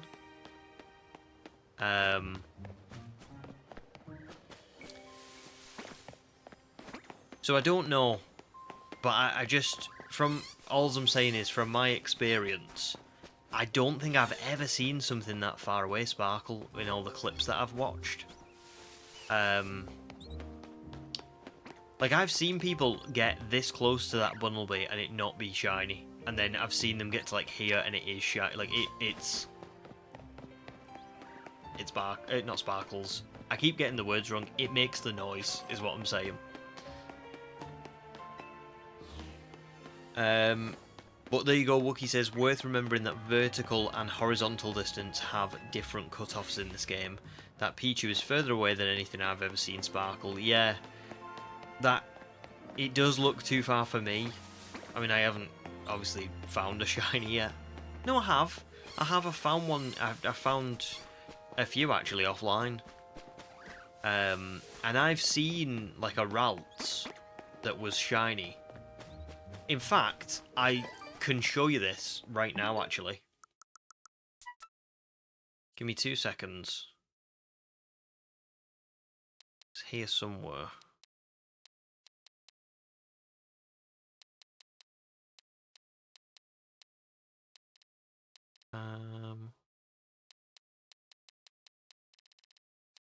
I think all my clips are messed up because even though they're in newest first order, I think it goes off of the date.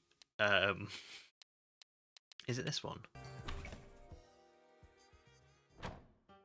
No, it's not that one.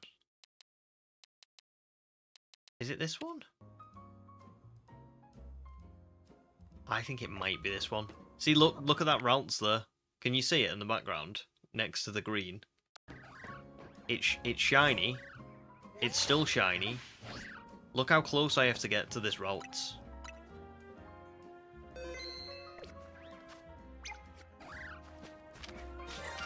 There you go. That's how close you have to get.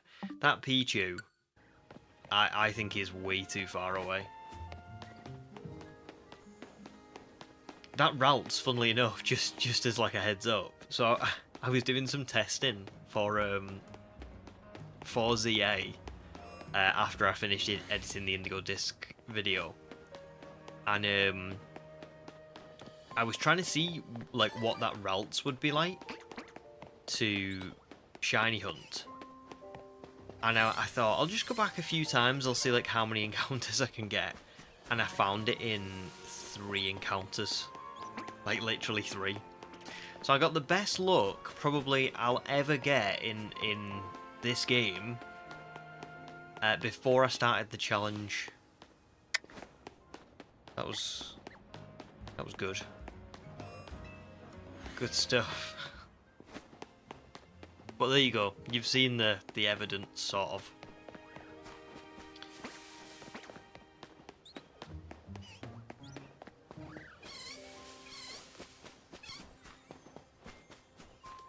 JP says, I thought Shiny Pichu was just in Pikachu colours. It kind of is, yeah. It's well, it's in Shiny Pikachu colours, I should say.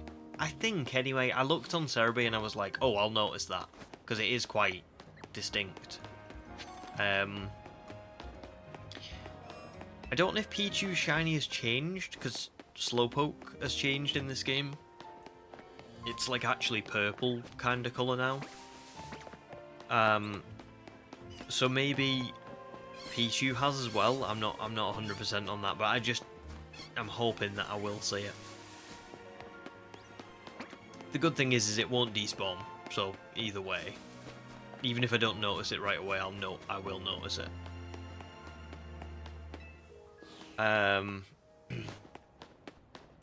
Yeah, there you go, Wookie. I think it is. I think it is a bit further away. I think you're right. GP just did 20 infinite matches. I am tired. If you know, you know. Yeah, I remember I took one look at that, I think, when I did the original. And I was like, yeah, I'm not doing that. I'll do it. I'll do it in future, but not right now. Right, the first Scatterbug we see now is going to be full odds, right? So if I don't get it on this Scatterbug, we are officially over odds.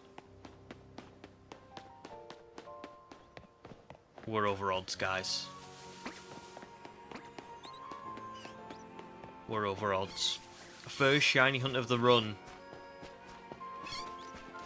is not being kind.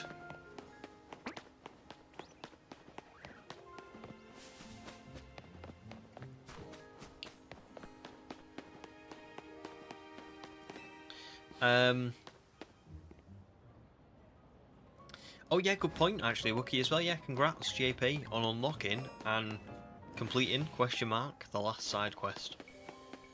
Gemma says the one thing I'm not keen on in ZA is the audio shiny queue for shinies is a lot closer to the Mon than what it is in Arceus. Yeah, I don't love that either.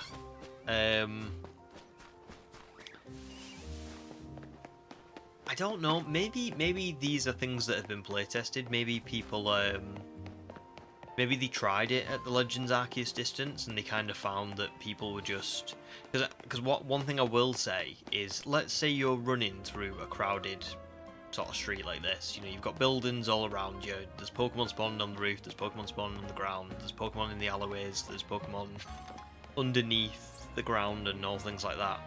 if you hear a shiny sound from the Legends Arceus distance, is it possibly going to confuse you? Are you going to be like, wait, that could be all the way down there, it could be all the way down there, it could be on this rooftop, but like down here?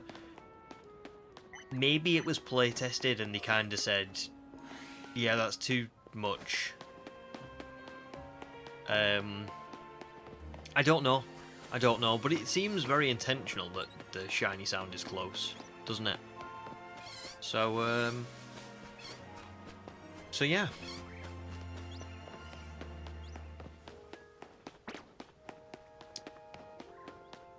Yeah, good point, Wookie. You only hit the 20 challenge matches because you were grinding for the 1,000 battles. God, that was a slog. Yeah. Probably a good way to do it, though. Because you get multiple battles done every night, don't you? Human says, let's pray it doesn't become Motorstoke 2.0. Oh god, please, no. However, law of averages, if I get another Motorstoke, this wouldn't be the worst thing to get it on. And I'll tell you why. Because we spent 8 hours on Sunday to get to 3,500. Let's say tonight we get to 5,000, right? That would mean this shiny would probably end up taking me to get to the equivalent of encounters of Motorstoke. It would probably end up taking me about 60 hours. And 60 hours is not great. Don't get me wrong. I don't love that.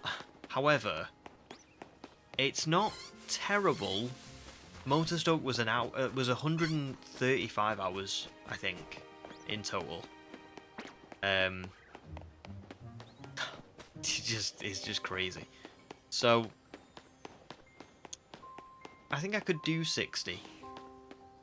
But what I would ask of the shiny gods, if it takes me 60 hours, would be, please give me the Eevee nice and early. Just be kind. You know, if you're going to do this to me now, then be nice to me later. Okay? Be nice to me later.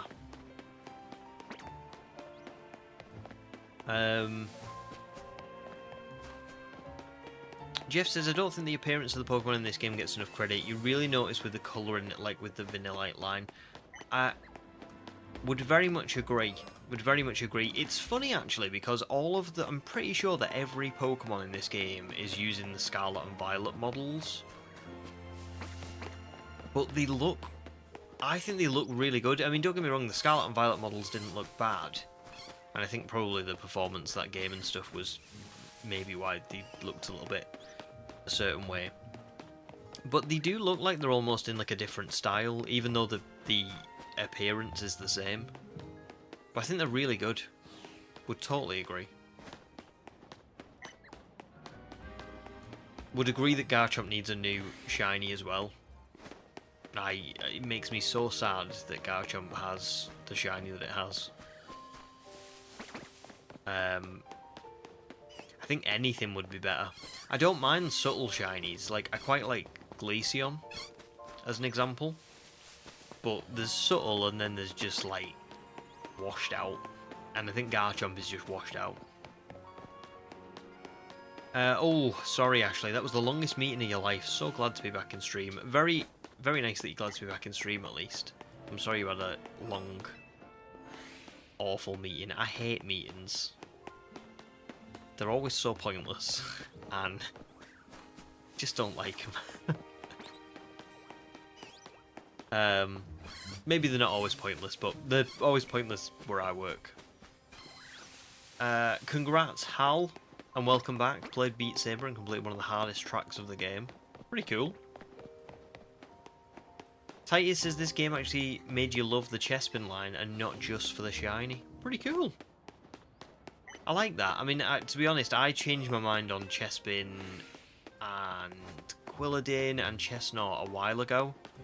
But I've got to imagine they do look really great in this game. So, yeah, good. Good stuff. Level Up says, which Pokemon am I trying to get other than Pichu? To be honest, I'm just going to take any. really. I'll take any Pokemon that's here. I would prefer to find the shiny Pichu or the shiny Weedle, because I like Beedrill and I like, you know, I'm pretty sure I'll use Raichu. Scatterbug I would take now, because I think Vivian would be pretty cool. I would prefer not to get Fletchling. And then Bunnelby I probably would, like, be okay with for the tutorial. So, that's good. Wookie says 60 hours. I hope you get it way before that. Yeah, me too. Me too. But the thing is like I say, my worst shiny hunt of all time is the Motorstoke one, which was 24,311 encounters in Sword and Shield, and it took me 135 hours. If this, for 24,000 encounters, only takes me 60 hours, I will take that over like 24,000 encounters for Eevee, or 24,000 encounters for I don't know, something in future, like maybe an alpha shiny hunt in Legends Arceus or something. I could do this one.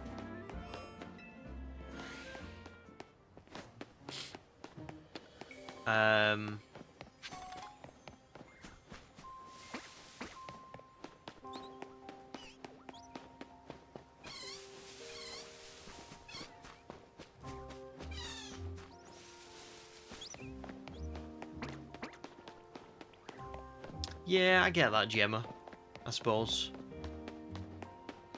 Yeah, it's kind of, yeah, I do get that. It doesn't really make much sense.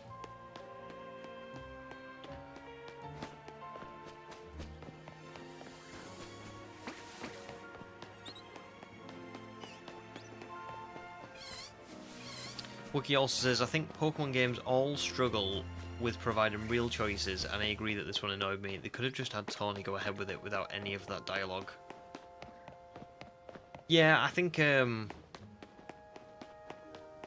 mean, maybe this is a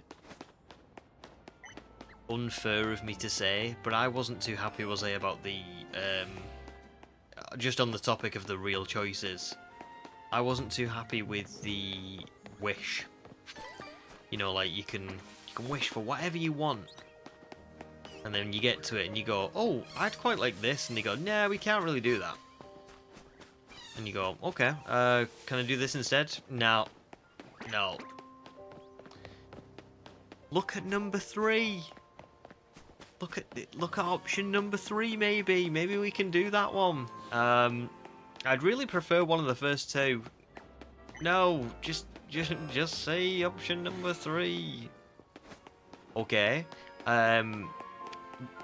Maybe we could have the infinite ZA Royale forever. Obviously not. Benny goes, that's a great idea, dude. You are a genius. You've said it now. No takebacks. You've got to. That's what we're going with. So, I just think, like, what I would have liked for that, because I was thinking about this the other day. I understand that it's really hard to. I understand that it's really hard to give players a wish, right? That works logistically. You know, because if I pick, as an example, let's say the options were like, I wanted more spawns on the map, then that kind of, like, really invalidates maybe what you're picking. You might be picking more options for clothes in shops, and those two things kind of contradict each other in a way that it's not really fair for me to miss out on more clothing options and you to miss out on more spawns on the map. But I do think there must be things that they could add that would make people's final choices more meaningful. You know, just off the top of my head, I don't know. They could have given away like a gift Pokemon, for that end kind of choice. You know, they could have given like something like a really special kind of Pokemon that maybe you wouldn't ordinarily get in the story, and you wouldn't ordinarily, you know, like even if it was something like a shiny starter or something, like you could pick Charmander, Squirtle, or Bulbasaur, or you could pick from like that point that point onwards. Do you want to be like invulnerable to all forms of damage virtually, or do you want to be do you want like every Pokeball you throw to be like way more successful? Maybe that is pushing it a little bit too much, but I just think that the wish could have been done better. I think it was quite poor to just be like, oh no, you've got to pick this one option. So yeah.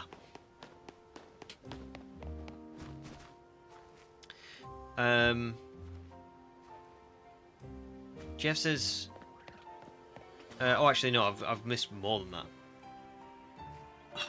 Quite a few people got annoyed at the wish, which makes sense because, yeah, like I say, I don't usually get too annoyed at at stuff, but the wish I was a bit like, what? Seriously? There's nothing? That's not really very rewarding. Would have been better for them to have two options, and whatever you pick, Tawny picks the other. Yeah, even something like that. Even something that was just like, I would have liked to have seen something where you can get a different reward or a different like option to what other players can get. And I know maybe not everybody would pick the same thing, but like, oh sorry, I mean I know certain things might end up being worth more than other people's. Like, but if I really like clothing options, and I could pick to have more clothing options,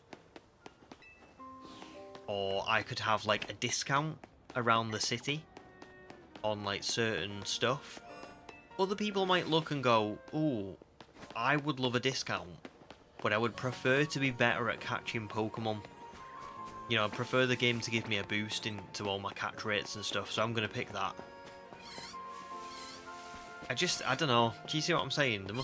There's things they could have done that wouldn't have broken the game and wouldn't have made everybody's different choices worlds apart to the point where it was unfair. But it would have given us something to actually choose between. I agree with Jeff as well. The dialogue choices in general need to go. It's always choose between these two identical answers. There's quite a few times where you pick something, and I actually do think for a split second, and then I'm like, oh, I'll say this. But then I noticed, particularly when I was starting this game up for this playthrough, that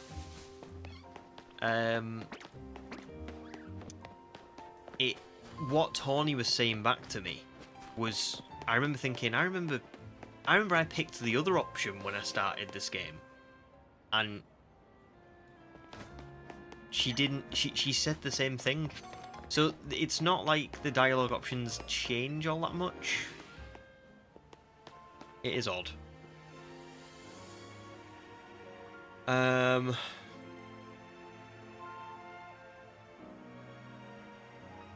Good point, Wookie. Yeah, you think they fully wasted the fact Tawny had a wish. They could have given you a choice and used her wish as a chance to make the Infinite ZA Royale happen. Yeah, literally. They could have still said what they wanted, but it's just there were better ways of doing it. Human says, I want like 1 billion Pokédollars. If that was an option, do you know what I mean? Because as an example, there might be people who go, I don't really care about like the catch rates and stuff being boosted. But you know what I could really do with? I could do with a lot of money. I could EV train my team. I could just buy loads of vitamins. I could buy loads of fossils and do fossil resets. So it's just there was options. there was superficial options that would have made your choice for that wish rewarding, and they just kind of didn't even bother doing them. Ashley says, you made me realise I've been saying Vivian wrong for years. Do you know what? I think I used to say Vivillon or Vivilion or something. I think I heard from someone else saying Vivian, and I went, oh my god. I did not know that. Apparently it's Vivian. I don't know if maybe the person I listened to said it wrong, but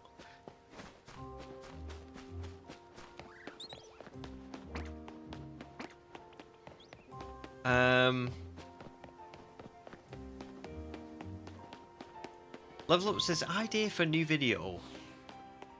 Motorstoke, go into the wild area, try and find a shiny legendary Pokemon without shiny charm, without anything, just running around, no mods. I don't think there are any legendaries in the wild area. I don't think that's possible. JP says, like they give you several free shinies in Scarlet Violet, the wish should have been to wish for any one Pokemon of your choice to appear as a shiny. That would have been pretty cool too. Just, exactly along those lines, anything that's superficial, that doesn't like... Because I loved, right, as an example, I'm going to say a spoiler here, so if you're watching a ZA stream, but you don't want to be spoiled on ZA, you might want to mute. But how the tower evolved over the course of the story, and then how it ended up, I really liked the way the city evolved over time in ZA. Like, there's certain people as well that you help, and then when you see them later on, the Pokemon that you helped them with on that side mission have, like, evolved or changed, or they've had, like, a whole relationship between the time that you first met them and the time that you meet them again. So I personally would have loved to have seen the wish be something that changed the way the city looked, without making it, like, you know, crazy where it wouldn't make sense or it would, like, ruin it. You know, there would be a clearly obvious choice or something like that. But even if they couldn't have that, you know, they were like, well, you know, we can't have one person say that they want the tower to be restored to its glory, because that'll mean that other people get to, you know, have Pokemon here and you wouldn't get to, or something like that. Or even if they were like, well, we can't put more wild zones out because that'll ruin it for some people, or whatever. There were superficial options. Here's a load of money. Here's discounts around the city. Here's a shiny Pokemon. Here's, you know, some advanced Canary plushes that give you even further boosts to your stats. Just anything that would make you go, oh, I could choose this and I'll get it. It'll be different to what someone else picks, but it won't. I won't regret it so much that I'll feel the need to delete this save file and start over. But yeah. I agree with you anyway, Wookie, yeah. I think they really, really want people to have the same experience. And that's fine. The wish is it's slightly disappointing because of how much it was, like, marketed, you know?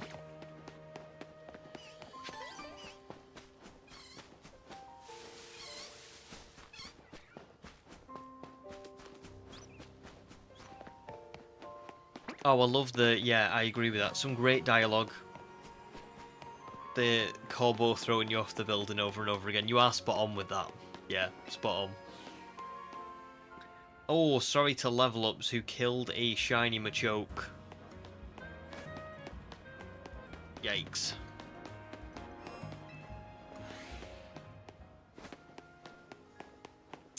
Yeah, spot on, JP. The two answers that are the same answer, differently phrased. That's the one I was on about before. Yeah, 100%. Jeff says, if you get Pichu and keep her on your team, will you do the DLC in this run? to get the Raichu stones, and if so, which one do you like better? Oh, great question. I think I like X better, which doesn't surprise me, because I think X tends to translate better into Pokemon designs. Maybe with the exception of like Yveltal. However, yeah, very good point. Yeah, I am going to do the DLC in this run. I've timed it perfectly, really, because it comes out soon, doesn't it? So by the time I finish this, I'll be able to go like straight into it, compared to like the Teal Mask and the Indigo Disc, where I had to do them like totally separately. But I think the DLC for this game will be very different anyway. I don't think it'll be like particularly long. I don't think it'll be as short as like the Daybreak stuff in Arceus, but I do think it will be like, I think it'll pale in comparison to Scarlet and Violet. Only because it's a spin-off game, you know. The main game itself was shortish, so I just can't see the DLC being like crazy long. But we'll see. What about you? Which one do you prefer, Jeff, of the two?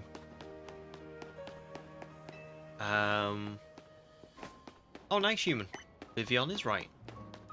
JB says, I loved the MZ crew worrying about paying rent and the interest on the rival's loan. It actually felt grounded in reality for once. I'm not going to lie, I loved the whole Mafia thing. I remember we had a right laugh on stream for the first playthrough when I was like, oh my god, I'm actually in cahoots with the Mafia. This is ridiculous. That was good. Oh, good. Human. Good one. I would love to pick that, but we didn't even get a choice at money, so unfortunately not. Wookie has a complaint about the evolution of the city. You wish the NPCs standing in the areas that became wild zones either stayed there with changed dialogue or remained on the outside.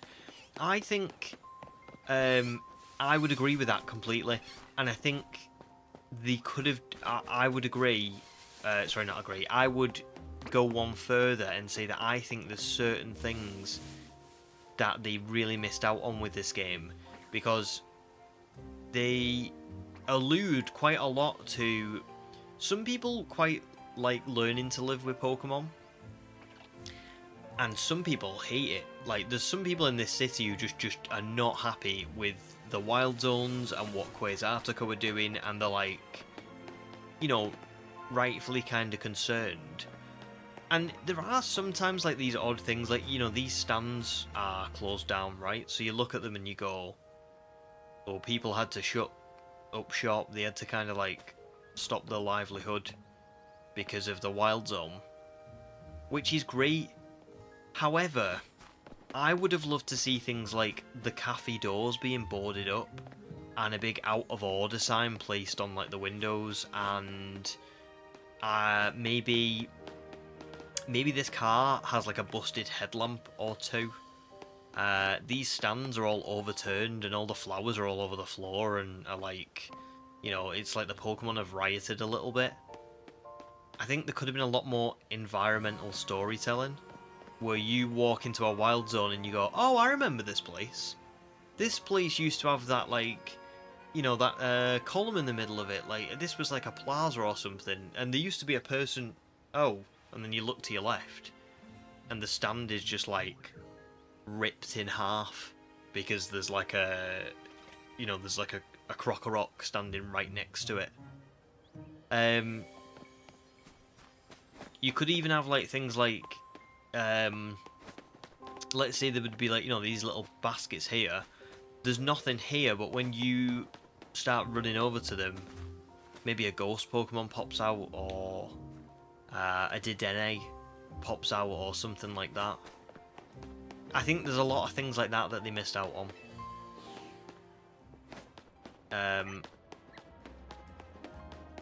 Granted, that's not a massive deal, but there was very often in Pokemon, right, there's this whole like kind of objective way of storytelling, isn't there? They're very like, oh, Pokemon are a good thing, and you know, people and Pokemon just love each other so much, and you know, we're always going to be together, and we've got these unbreakable bonds and all this stuff. And then this game came along, and Legends Arceus did this too, by the way. But kind of came along and went, not everybody loves Pokemon. Some people are scared of them, and some people don't really want to be around them all the time, and some people, you know, some people, rightfully so, are kind of like, wait, I've had to give up my business because you're giving this entire area to Pokemon. That's not really right, is it? And that's great storytelling, but it doesn't fully translate when I see this and then I just walk over to this woman and she's like, gives me the same line that someone across the city would give me. The famous flavour of Kalos that's baked right here. Yes, we've got Lumio Skelettes. What would you like, young trainer? She's not like all the other shop owners around here have had to shut up shop and leave, but I need to stay because I really can't afford to not have a business right now. Or, you know what I mean? Something like that.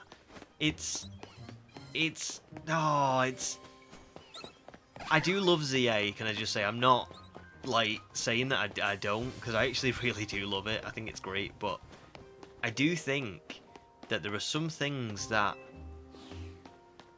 really would not have been difficult to put in and would have contributed so much to the narrative that they were trying to tell. But that's that. Oh, Reed. Hi, dude. How are you doing? Good to see you. Sorry I've missed you. I'm just chatting on about stuff. But yeah. Hope you're doing good.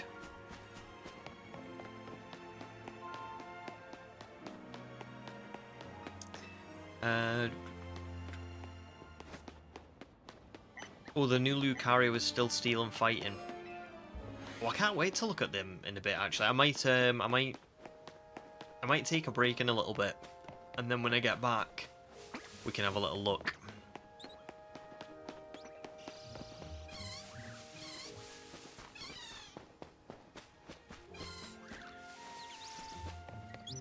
I'm assuming Riri's already gone, but if you've not Riri, enjoy your creative flow.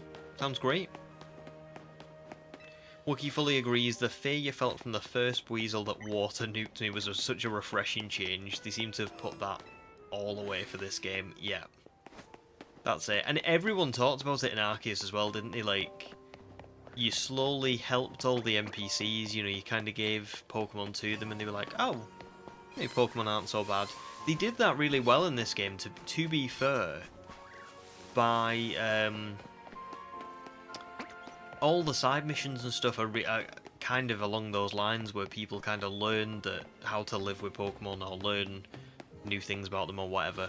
I think the biggest difference is that in Arceus, there was no... You know, whenever you went out into the wild in Arceus, there was rarely any other human beings around.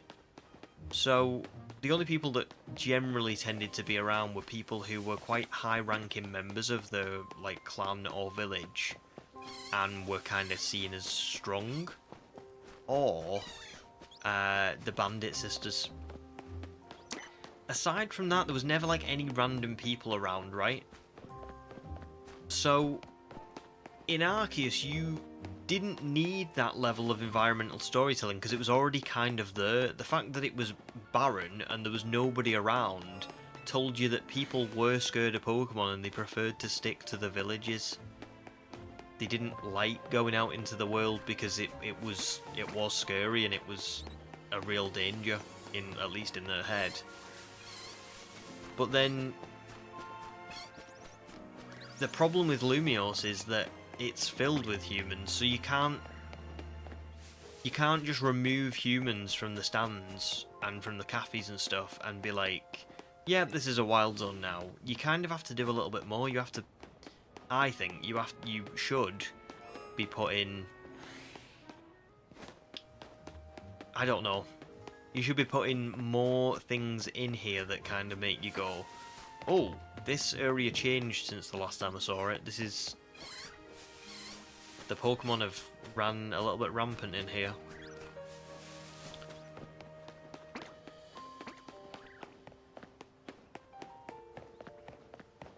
Maybe as well, to be fair,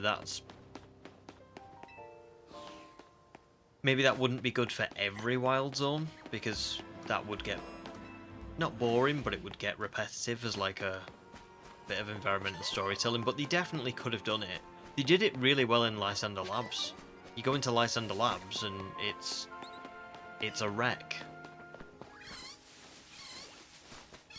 So I just think bringing some of that out here would have been like fantastic, and they proved that they could do it because they did it with the tower. So yeah, just a little something. Right, so it is 25 to 8. I think we're going to try and go to... I'll go till 7:45 and then I'll go and have a little bit of a break. Only for like 10 minutes, just so I can go and see my wife because I've not seen her all day. And then I'll come back and we'll look at the DLC and then we'll just carry on. Should get to 4,500 today, maybe a bit more. I started at like I started at 3,500, so I've already done 800 encounters in 2 hours. So I've got probably like 2.5 hours left, ish. So yeah, maybe I'll get another. Maybe we'll get to like over 5,000 or at least 5,000. That'd be pretty cool. But it is not looking like we're going to find it.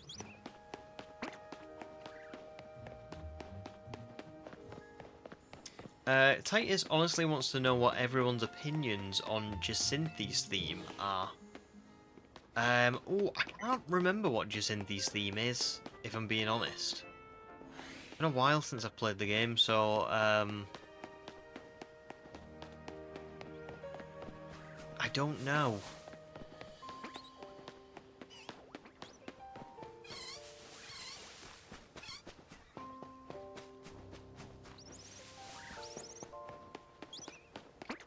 Tell you what, I am very glad that I did put the counter on, because I think at this point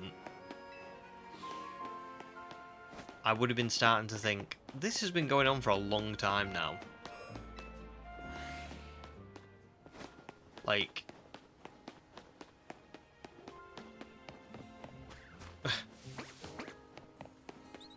I don't know, I think I would be starting to like wonder how many encounters have I done. I think this would feel like 10,000 or something. But no.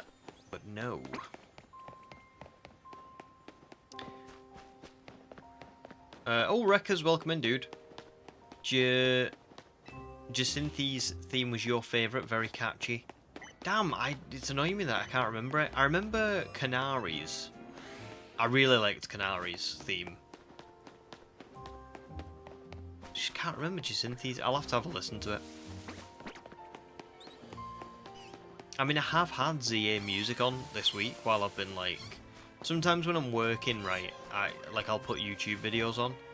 But sometimes if I'm like concentrating on something and I just can't like listen to someone else speak or whatever, I'll have to put music on instead. And I do like putting on Pokemon soundtracks sometimes. Although it's probably going to switch to Stranger Things soon, but still. But I just can't remember Jacinthy's. I'll have to have a look. Wookie half expected to come back and see me with 2 shinies. No such luck, unfortunately. I'm really glad now, though, that we know that it's possible. Still, you know. There's no question now in my mind of like, oh, am I just wasting my time? Like, I'm like, no, I know this is gonna happen.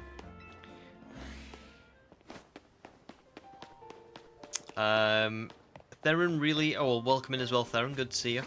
You really disliked Jacinthy. Yeah, I don't think I loved her as a character either. She was kind of, like how Corbo was kind of meant to be intimidating, but then he turned out to be really nice. I think Jacinthe was kind of the opposite. She was meant to be like... She meant to come across kind of like she looks like she'd be nice, but then she was just not. Very self-absorbed. But yeah, no, I get it. Jeff likes the counter as a viewer. Nice, good. I'm glad you like the counter because it is. I don't love counting ordinarily, particularly in Scarlet and Violet. God, but I think it's sort of doable here. I'm not sure if it will always be doable. I think in future encounters I might just count the ones that I'm going for.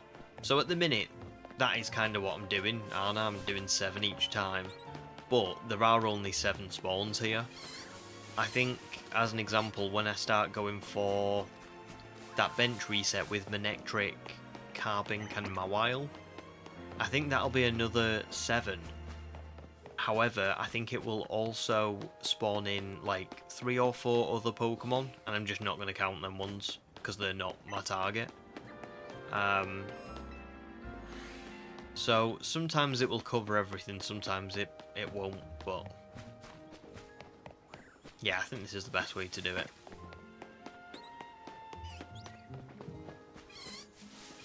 Human says, they were the wrong shiny, so I KO'd them. I know this is like way overused, but they were sick. They were just sick, so I got rid of them. Put them out of the misery. That's all.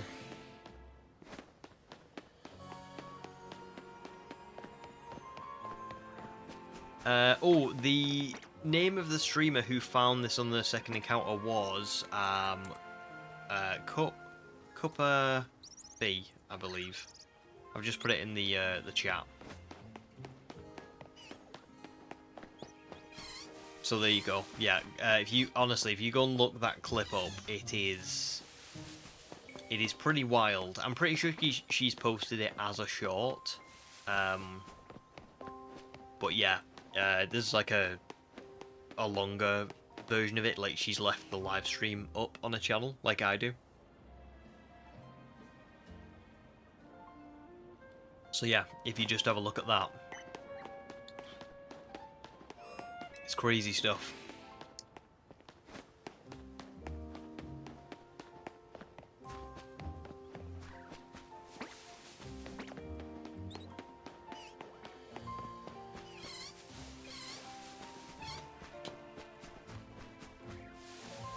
I'm half tempted if we don't find it tonight to stream on my birthday, but I don't really want to do this on my birthday. I don't think. I think if it was Eevee, I'd be up for it. Like, I think if we found this today, I'd be like, okay, I might do Eevee on Friday. But I'm not sure I want to do 5,000 encounters for this on my birthday. Wookie says, that's the most insane look I've ever seen. Absolutely disgusting. It is really wild, isn't it? Because it's a brand new playthrough, isn't it? It's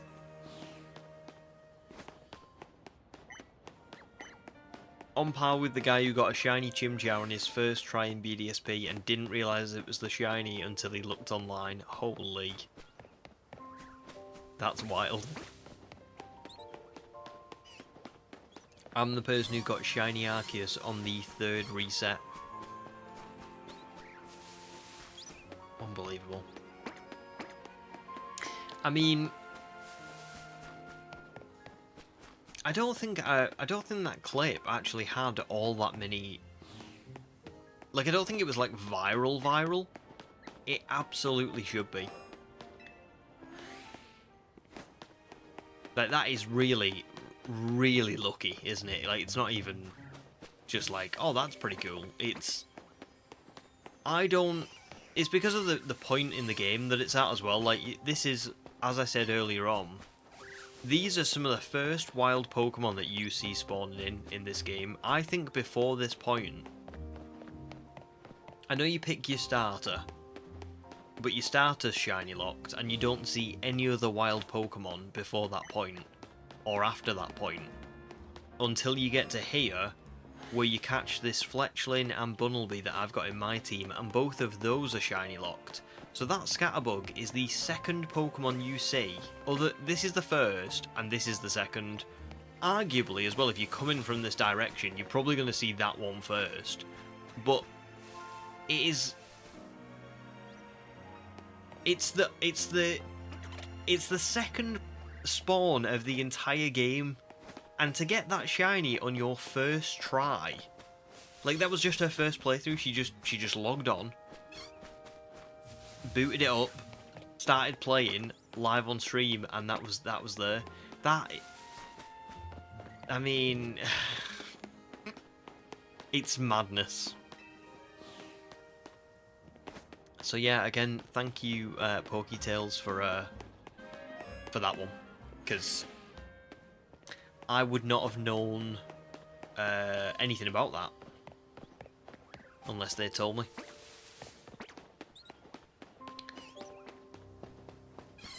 It is 1:45 now, however I'm about to pass 4,400, so I'm going to pass that, and then I'm going to go and take a quick break for about 10 minutes, and then I'll come back and we'll carry on till 10:15, so we've got still got a lot of time left. Like I say, I was really hoping that we'd find this one, but I don't know. The longer this goes on, the more I'm thinking, oh, this is going to be a long one. Like, at least another stream or two. Yeah, there you go. There's 403. I'm going to go and wait down at the bottom. And then, yeah, we'll... Oh, awesome, Wookie. Gonna go and catch the bus home. You'll be back in a little bit with plenty of time to go before you end. Awesome. Breaking at the same time, all good. And of course you'll get the shiny while I'm gone, so I'll watch the VOD for that. We'll see. I'm not so confident. But yeah, get home safe, dude. And to everybody else, I will be, like I said, I'll be back in about 10 minutes, give or take. So, I'll see you soon.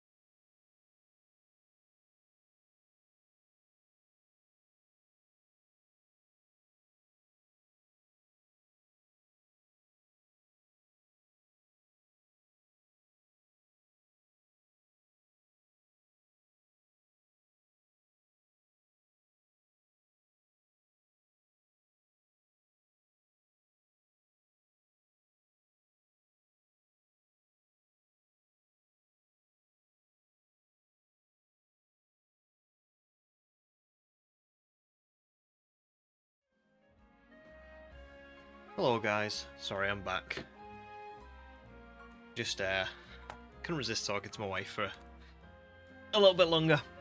God, I love that woman. Right, let's get back to it.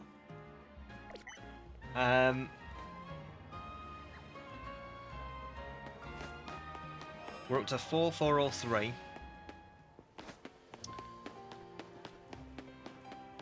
Which is not great.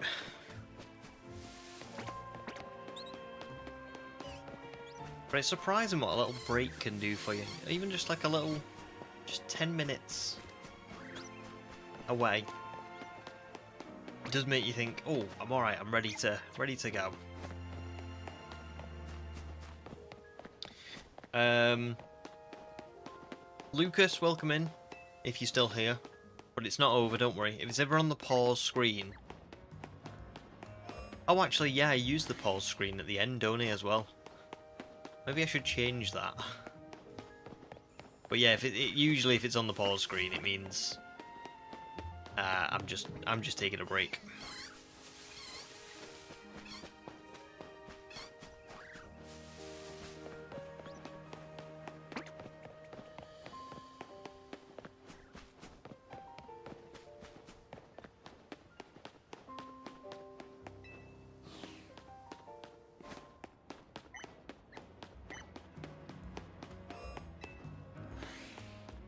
Actually forgot you were lurking. Oh god, sorry, did I make you jump? I'm so sorry. I'm so sorry. Do you know what? I really need to get some music or something for the breaks, because I do feel bad when that happens.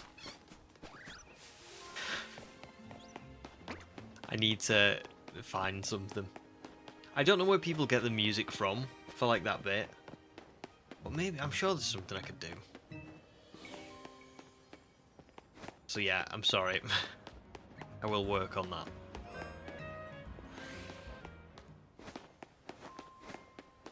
I think the main trouble is not getting music, it's more sourcing it for the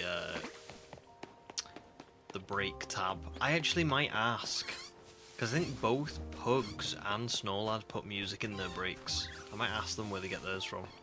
Like how they do it. Because I'm sure we probably all use OBS. But,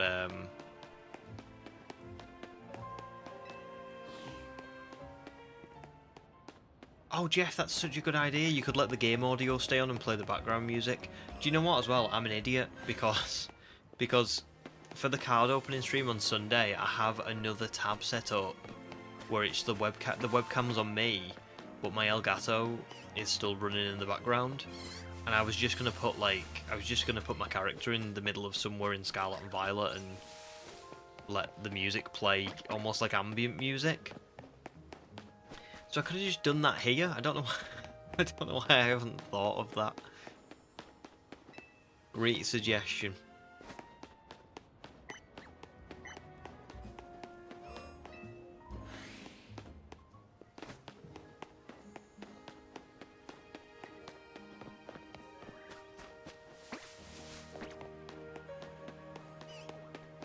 Yeah, I'll do that after stream, actually. I'll remember.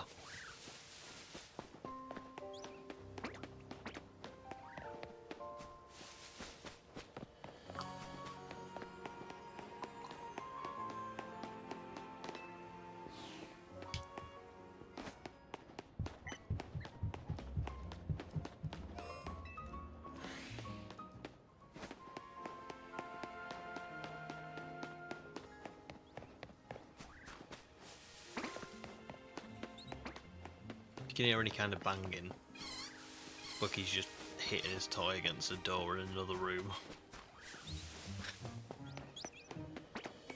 We're not under attack. This mic's surprising what it picks up though. I always thought microphones like this, because it's a podcast mic, really. It's a Shure, this one. And Shures are meant to be podcast mics, I think. Oh, that's usually what they get used on. Which is why they end up being a bit quieter as well. They don't have like a lot of gain on them because they're not meant to. They're not meant to pick up everything. Whereas I used to have a Blue Yeti, and the Blue Yeti, oh my god, picked up everything. It was a nightmare. But this surprisingly does pick up other stuff. Like, I know if Bucky does bark downstairs, it does pick it up, and I don't know why. Because I'm pretty sure I have it set up to not do that, but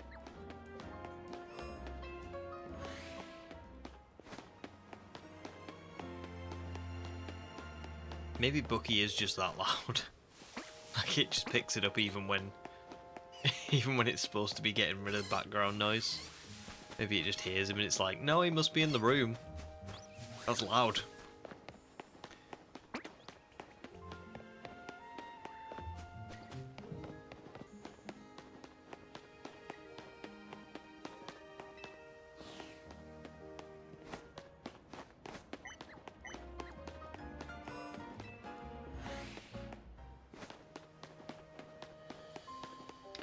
Is there anybody in chat at all who knows like enough about game development?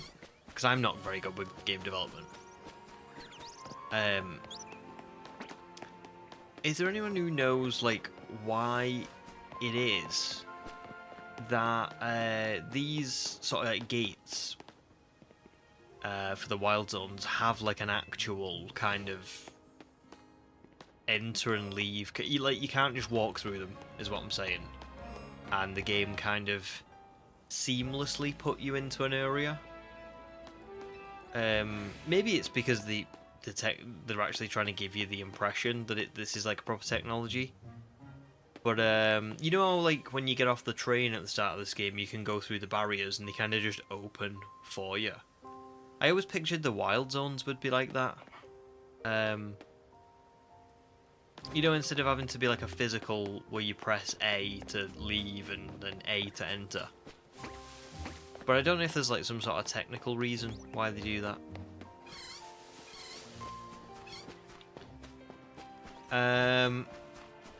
Oh nice, Jeff. Tinkering with the noise gate in OBS can eliminate those noises. I'll have to have a little look. The trouble with the noise gate is I need to know. Then again, I suppose I could just find a YouTube video of a dog barking and put it on. I was going to say, I need to kind of hear whether it drowns out Bucky in the moment. I'm also awful with audio. Audio's like my, the thing I always struggle the most with. In everything, videos, streaming. I seem to do alright with other stuff, but audio is just a mystery to me. In a Legend, welcome dude. Very good to see you. I'm doing very good, thank you. Hope you're doing well as well. It has been a while. But to be fair, it's just because I've been offline. I've been doing a lot of editing and stuff. But I'm back. You're out sick today, so you get to join the stream. Well, that's great that you get to join the stream, but I'm so sorry to hear that you're sick. I hope you feel better soon. That sucks. It is that time of year though, isn't it? Everyone's kind of getting ill.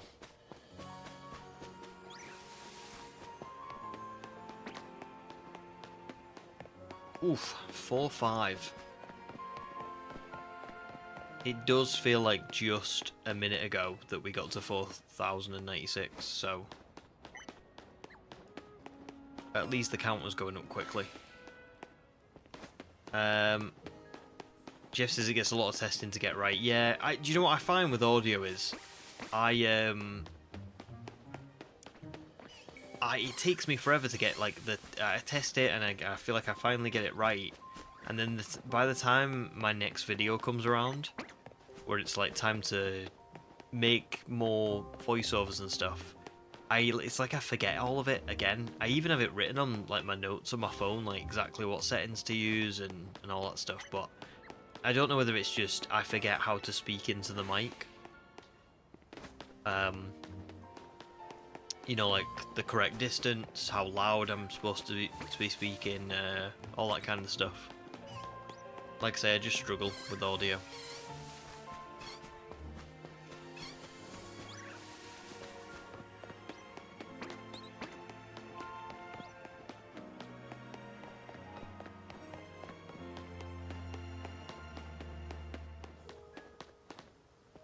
I don't think I've ever like asked you this, Jeff, but what's your like What's like the story with your channel and stuff? Like, how did you get into making videos?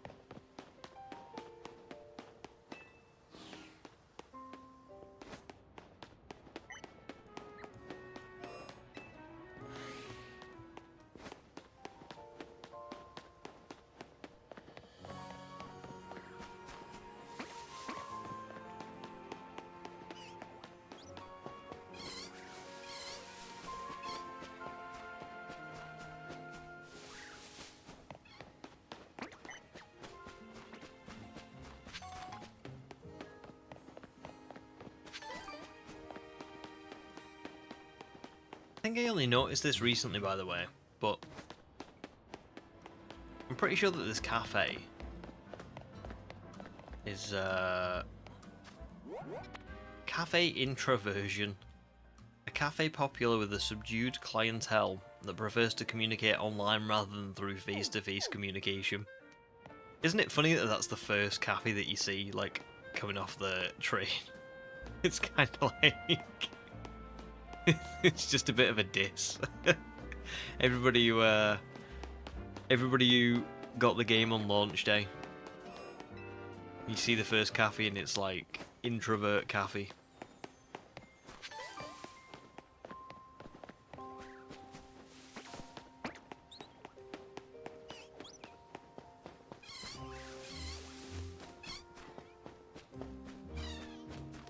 Oh, nice, Jeff. You do podcasting for your day job and do a lot of editing for that, and started doing your own stuff for video games on Twitch, and recently started making videos from that for YouTube. Nice. That's awesome.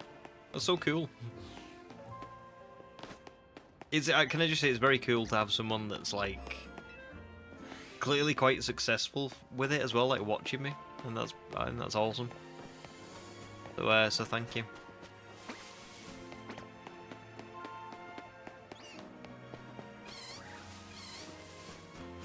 So, like, such an interesting like day job as well, podcasting. It's wild.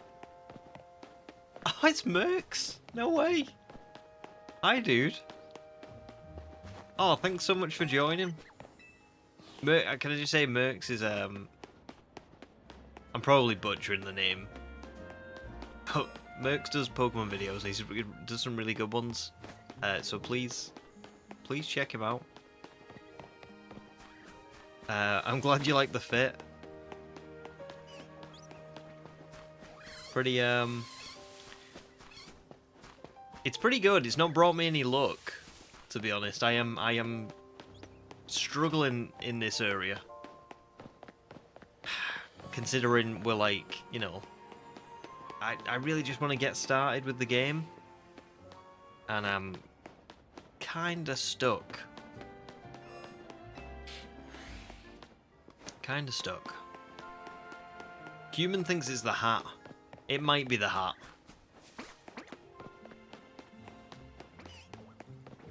But I like it too much to take it off. I can't take off the hat. It is starting to make my head itch as well, but I'm too far in. I'm not taking it off now. Maybe I'll take it off in future when my character gets a bit of an update to his outfit.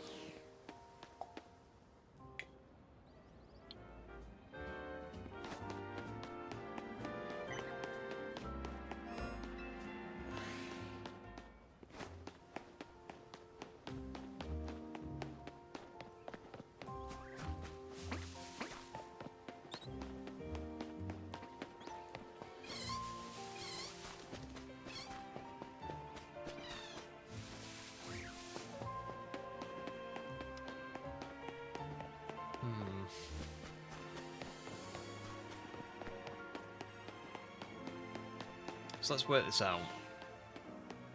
2 hours 46 minutes now. And we've done about 1,000 encounters today. But I'm not going to get another 1,000 done. Maybe... 750 or something like that.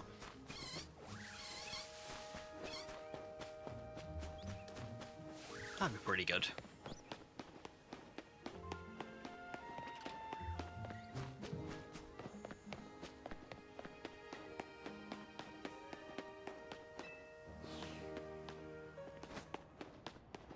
Mercs didn't notice the account you were on. You were thrown for a hot second. Why have you got? Do you mean the account you're logged into, or do you mean like that you're watching mine? Because I think I commented. I don't. You might not remember, but I remember. I think I commented on. Your post just before Arceus came out, and I remember I watched your. I might not have commented on this one, to be fair, but I watched your video about Destiny Mark shiny hunting on your birthday. In fact, your video of Destiny Mark shiny hunting on your birthday was why. So on Sunday, I turned 31 on Friday, and then on Sunday I'm going to be doing like a birthday stream where I just like open Pokemon cards and stuff. But I'm gonna try and shiny hunt for a Destiny Mark Cyndaquil, purely just because of your video. Really, it kind of made me go, oh, I should do that sometime. So yeah, thanks, dude. But yeah, in terms of Pokemon, I'm just going for whatever pops up first because I really just need something to get me through the tutorial.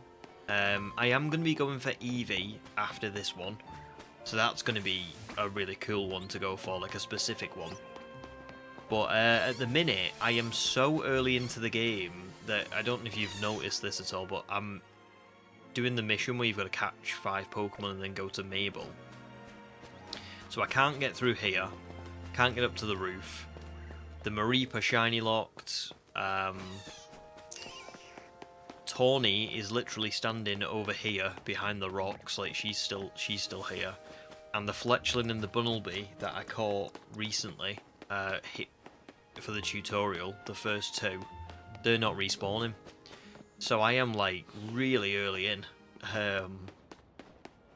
So yeah, I'm just gonna take whatever I get, really, just so I can get through to the proper shiny hunting. But because this is technically the absolute earliest point at which I can get a shiny, I've just got to do it. Ashley says, oh boy, people that don't listen really hurt me. I had to take out my headphones to answer the phone and tell someone the same thing I told Denise today. I could not agree more. Oh my god. I have people at work that, like, I tell them something, like, in absolute terms, I'm like, I cannot do any more than what I have done because of this reason and this reason. And then a week passes, and I send them the same thing, and they go, well, can you just do this? And I'm like, oh my god, we had this same conversation 7 days ago. And we had it 7 days before that. And we had it 7 days before that. Yeah. I get it.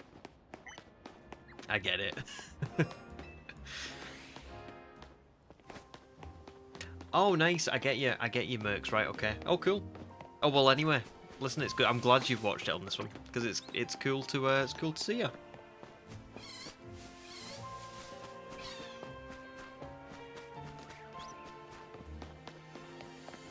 No way. So Mercs, you just.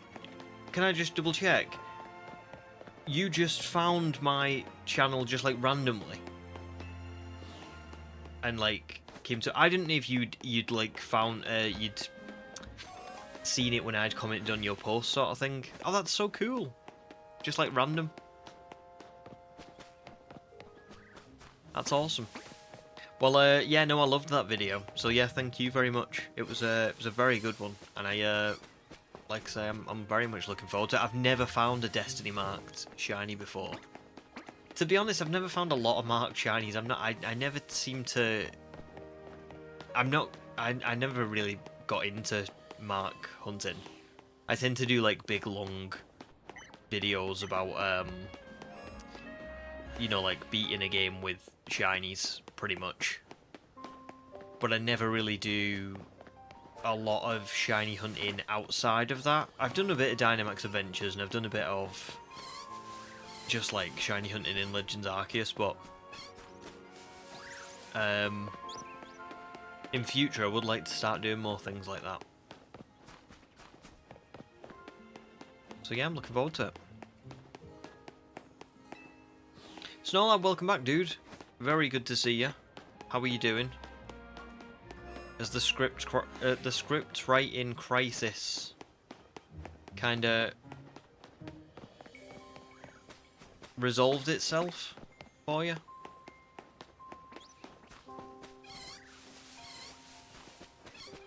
I was just saying, by the way, Snorlad, it's probably good timing that you've joined.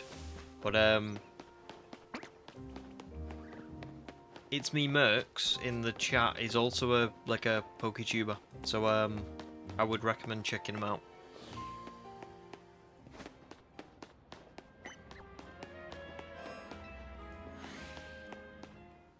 I'm standing in the odds just about. Yeah, I am. I'm not seeing an end in sight in this one. For this one. Not seeing it.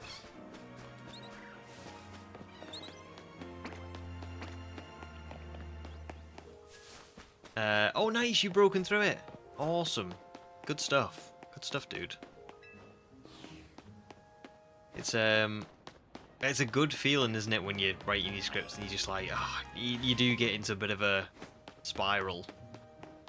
And you correct yourself. Very nice.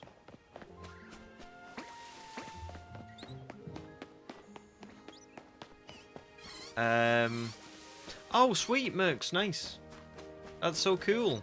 That's mad then, because that means because I remember I found yours randomly. Yeah, that's really cool. I love stuff like this. I always I think I've told this story like a ton of times, but if anybody, well, quite a lot of you know BP Nuzlocke, but BP, I talk with BP like quite a bit now. You know, like just over like Discord and stuff, and he's subbed to my channel and I'm subbed to his, and we watch each other's videos and stuff, and it's the same for Snowlad as well. But BP had a channel years ago that was to do with like VGC for Sword and Shield, and I used to watch BP's VGC channel like before I had a channel. I just remember there was the first.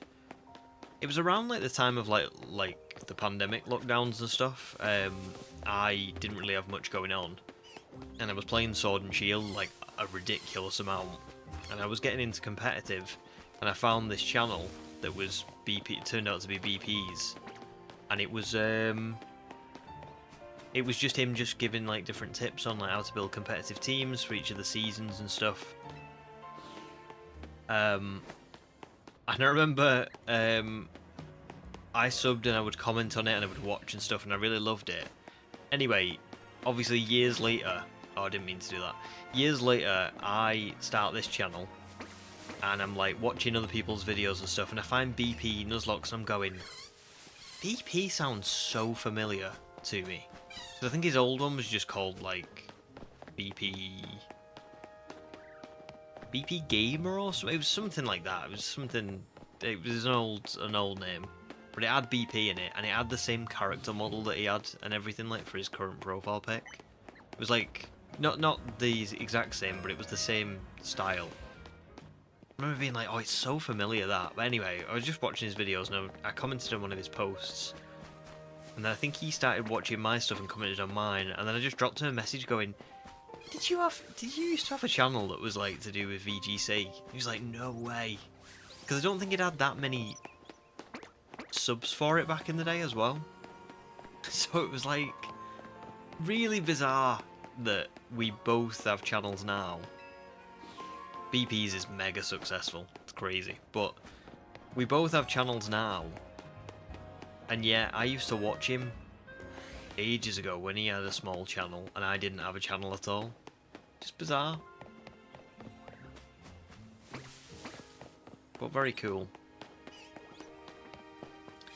Oh, sweet. Snowlad. That's good. Good stuff. And you had a COD channel and was miserable.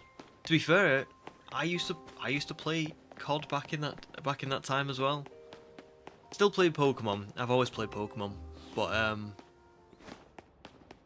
yeah, I remember I used to like playing Warzone back in the pandemic days. But yeah,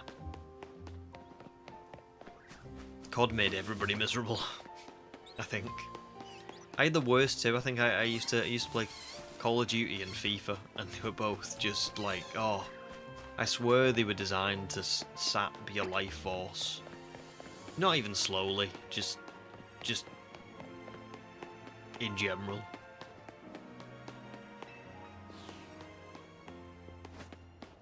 It is, Mercs, I would agree, yeah. The YouTube algorithm really be bringing people together. It is, it's awesome.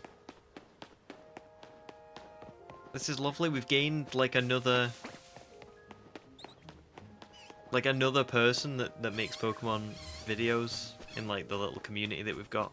It's cool. I mean, there's at the minute we've got like me, BP, Snowlad, we've got Pugs, we've got Jeff, we've got Mercs. It's just nice, isn't it? Rhyperion as well. See, there's so many people that I know now. I really love that, you know, because I never well, I never thought that I would like have a channel that was even remotely, you know, decent. But I definitely didn't think I would like get to chat to other people who made videos and stuff. It's really lovely.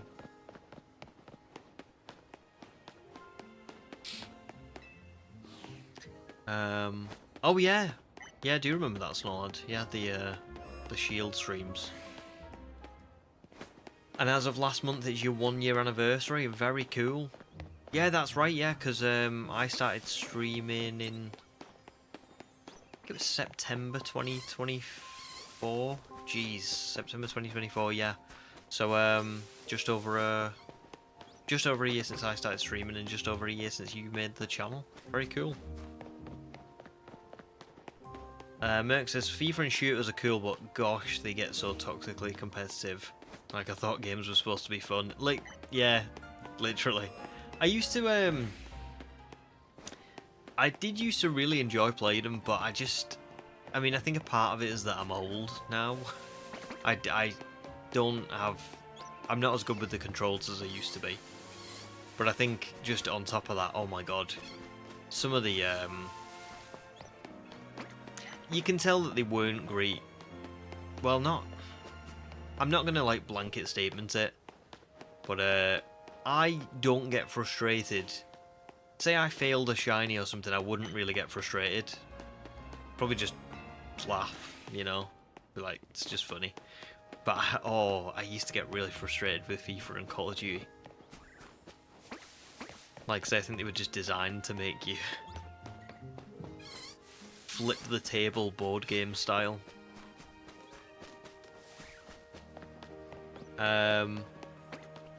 You've only dipped your toe into interacting with the Pokemon community, but it's been nothing but positive. Everyone's so lovely to interact with.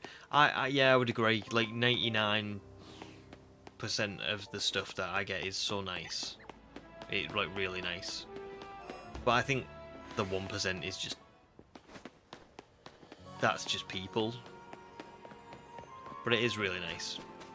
Oftentimes as well, like even in the Pokemon community, usually when you get the people who aren't so nice, they're not even really part of the community. I think they're more just people that are used to be and don't like it anymore, or just don't, I don't know, just aren't really they're just kind of trolling, you know? Like I remember watching the VGC live streams over summer, and they were largely like awesome. Like there were so many people who were really nice and enjoying it and everything. I remember there was one person who was just tearing everyone else in the stream and everyone who was like playing competitively to shreds. But it was just so obvious he was a troll. So I think I would agree. Everyone is very lovely to interact with.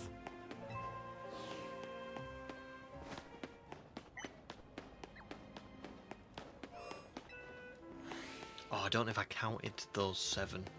I don't think I did. I'll add that on.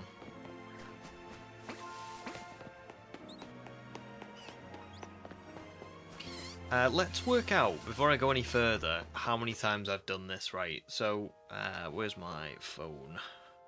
So, we've got 4,662 Pokemon seen. We're just going to divide that by 7. Oh, wow. Oh, wow. Look at this. Oh, this is creepy. 666. That's how many times we've done. Oh, no. That doesn't bode well. That doesn't bode well. Oh, God. Of all the numbers it could have been.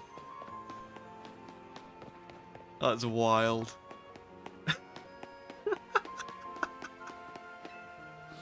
I can't believe that. Can I just say that was totally unintentional? That I did not do. I am not that good at math to realise what that number would have been and then just make that a streamer moment. That was just a streamer moment. Oh, that's hilarious.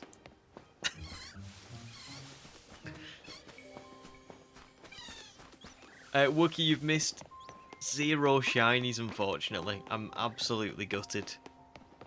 But I don't think today's the day. I mean, we still got a bit of time. I've got about an hour and... See, an hour and 45 sounds like ages. And it is really, I suppose, in terms of how many encounters I do get. I just got a feeling with this one that I have not had an overodd shiny hunt for a while. For a long time. And it seems like I generally get quite lucky and then I get really unlucky. So I'm thinking maybe this is going to be a bad one. I'm thinking this might... Pure conjecture, obviously. This is just complete... I'm just talking absolute rubbish. But I think this might be like a 12,000 or something. That's going to be my guess. Especially after seeing 666. I know, Snowlad, it never really kind of took off, did it? We never played Peak. We never played Peak. Do you know what it is? It's time zones and stuff. Like, I think if we were all in the same time zone, it would be so easy, but we're just... I struggle sometimes being able to watch BP streams, and I know he struggles watching mine as well, because we're on, like, actual polar opposites of time. Pretty much.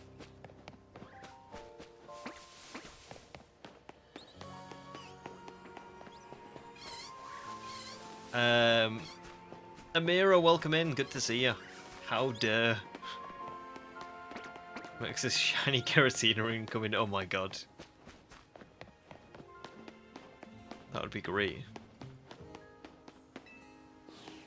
Unfortunately, it's not available. Can you imagine? If there was some sort of like ghost Pokemon or something in here, I would be fully calling it right now that there would be some. That's what we'd be getting. Is there anything that is slightly evil looking in here? I think you could be a bit devilish. Yeah, I mean, look at that. Definitely. Rabid.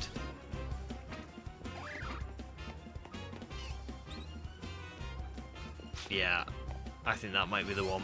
I'm going to call it now, it's Bunnelby. That's what we're going to get as the shiny. After that 666 moment. Fletchlin's too nice for that. Oh, nice. Tiny mushrooms and pretty feathers. Let's just, as well, just look at how much I've collected. I've collected 105 tiny mushrooms and 43 pretty feathers just from running around this zone for this amount of time, which is great for me because it does mean that, like I said the other day, I need money for fossils for later in the run because I really want shiny Amora, but that's going to cost me a lot. So the more I can get in the meantime is great, but just it kind of goes to show how long I've been running around. You could do that, Snorlad, yeah. You could definitely ask BP. And then it's whether or not people want to join and stuff as well. I mean, it's not like we talk all the time in it, is we just talk a little bit. Merc says it's regression to the mean. For every over-odds hunt, you'll eventually get an under-odds hunt to balance out. No, Mercs, I talk about this all the time, seriously, you've just read my mind. I constantly talk about the law of averages. It's like a thing on my streams. I always say, the law of averages always balances out, doesn't it? You know, if you're going to get a really bad shiny hunt someday, you're going to get a really good one. Oh, Beck, welcome in as well, good to see you. Hope you're doing well. Sending shiny luck to all hunting. Thank you, because I really desperately need it. Gonna play along while you watch and do the new Mewtwo mystery gift. Nice. I haven't seen... Oh, I was supposed to be looking at it, wasn't I? And I forgot. Whoops. But yeah, enjoy. Also, finally get on ranked for the new Megastone. Ooh, cool.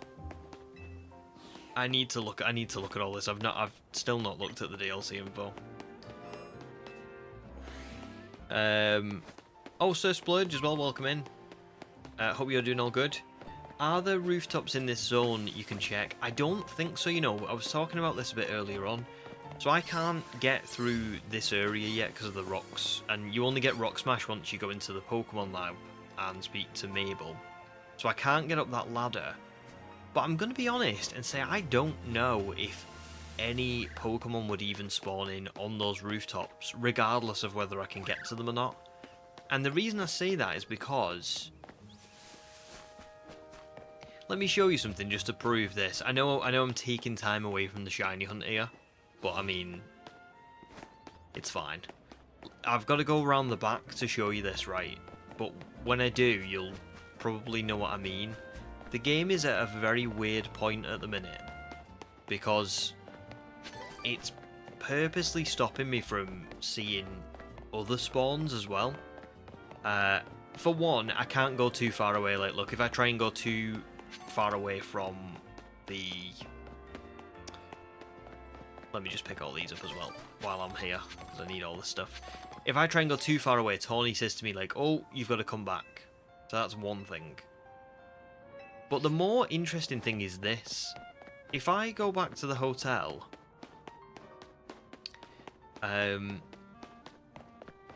which I think is round here. I can quite quickly get back to the other place. I can go up that ladder. But if I go back to the hotel, you'll see this now, right? Down here, where this tree is, usually one Pokemon will spawn here. It can be like Eevee, Buneri, Patrat. There's loads of different ones.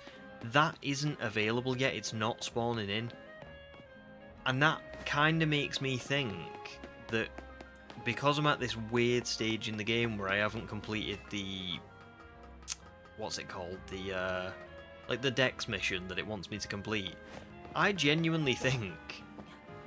I mean, I can't prove this. I think the only way I would be able to prove it would be through, like, some sort of console command to get me up to the roof. But I genuinely think that the only Pokemon that are available in the entire of Lumiose right now are these here. I know they can be shiny, but I just don't think there are any other spawns, because it's... Yeah, I don't know. I guess we'll see. When I go... And it will help that I've gone massively over odds here, but when I go and check out Mabel's, like, research lab and I get Rock Smash, we can test out, probably, by going to the roof, whether there are any shiny Pidgeys up there or anything. Again, I'm not sure whether there will be, because I might not even be spawning them in anyway, but I just don't. I think they might not even be available. They might not be a thing at this point. Ashley says it's crazy to you that we know BP. You found his Nuzlocke channel a while before. Oh, so you found his separate to mine as well? That's so mad. Sometimes when I know people, because I have seen that you know BP before. I think I might have seen you like in a stream or like in a comment section or something. Sometimes I think like, oh, maybe people have found me through BP, because I know he's mentioned me like once or twice, because he's very nice like that. And so yeah, so that's cool. You just found us separately. That's so awesome. But thank you very much. That's really kind, and I'm really glad that you enjoy watching like mine as well as BP's, because I know BP's are really good. So it is nice to know that mine are also enjoyed like that. Oh, Beck's got a feeling Weedle is going to shine. Maybe not tonight, but defo next stream. Oh, thank you. I hope. Oh, I keep doing that. I really hope so. Please. But, that or Pichu, but I just don't have a good feeling about Pichu.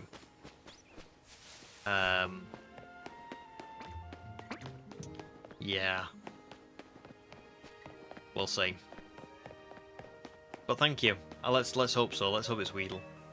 Jeff says Tawny had no idea she'd have to stand in that spot for this long.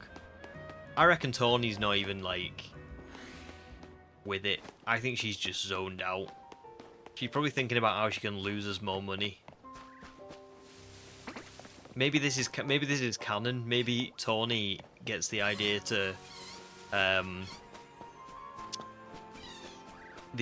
loan the money off of the Mafia because we left her standing here for so long. She just had way too much time in her hands and she came up with the worst possible plan. I'm going to count that for my run. Oh, thanks, Snowlad. That's lovely. Yeah, of course. Always okay. Yeah, definitely. Very kind. Thank you very much, dude. Amira says, do you plan to go to the lab if the shiny doesn't appear? Do you know what? A part of me wanted to the other day.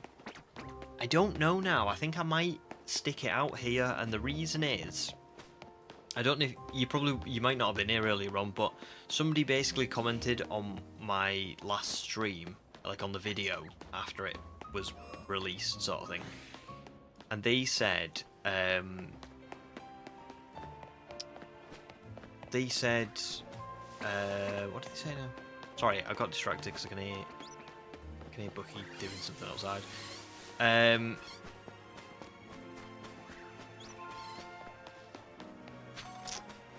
What did he say? Oh, I've lost all train of thought. Hang on. Let me stop. Let me think. Oh yeah, that was it.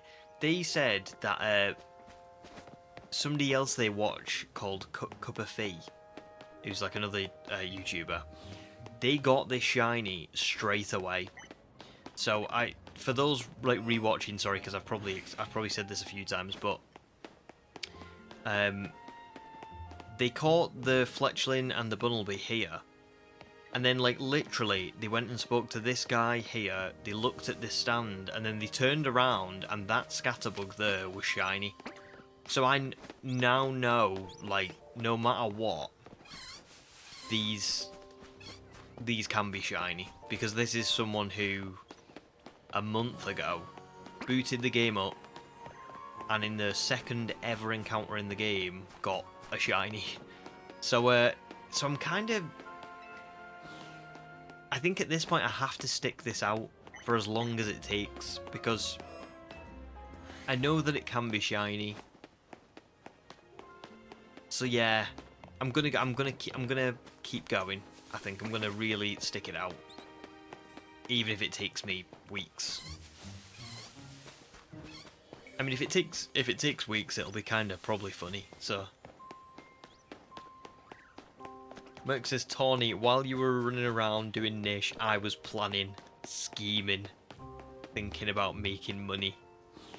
Well, Tawny, you failed. You've lost us money. You've lost us everything.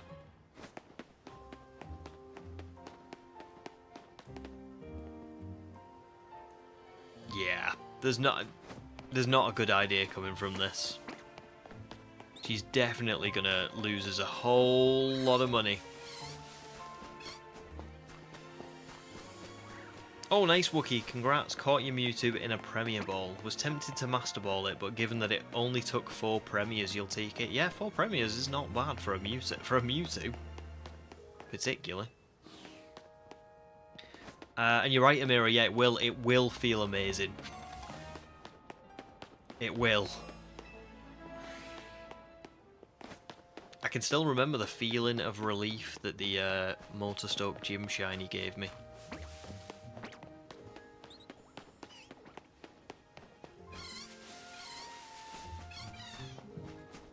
I mean, this won't be quite as bad, but yeah, still.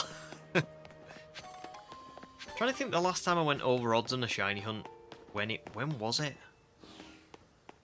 It was probably something. It was probably the BDSP prehistoric run, because I think Scarlet and Violet I was mainly.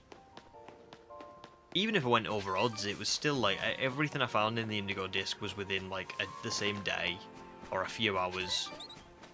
So I don't think I would count that. BDSP prehistoric run, I did get I got all of my full odds shiny hunts really quickly. Like I got like all the fossil hunts were like within 1,000 or 2,000 encounters. I had 1 or 2 Masuda methods that went over odds. I think Tropius was one of them, but then I got 2. That's still wild. I still can't believe that double Tropius. That's one of my favourite things ever. That was one, and then I think the other one was Swinub. Swinub was like 1,014 eggs, I think, before it was shiny.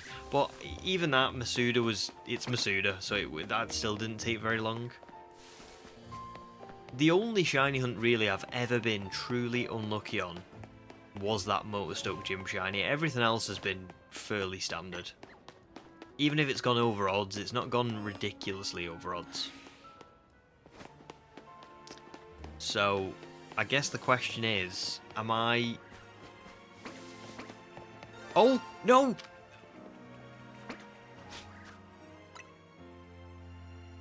Speechless. Speechless. I was just gonna say, am I gonna go crazy over odds? Or am I gonna see it soon? Yes! First one, it's not the one I wanted, it's not one of the ones I wanted. But I will take it. I just need to get through the tutorial. And breathe. Oh my goodness. Let's do this. Come on, get in the ball.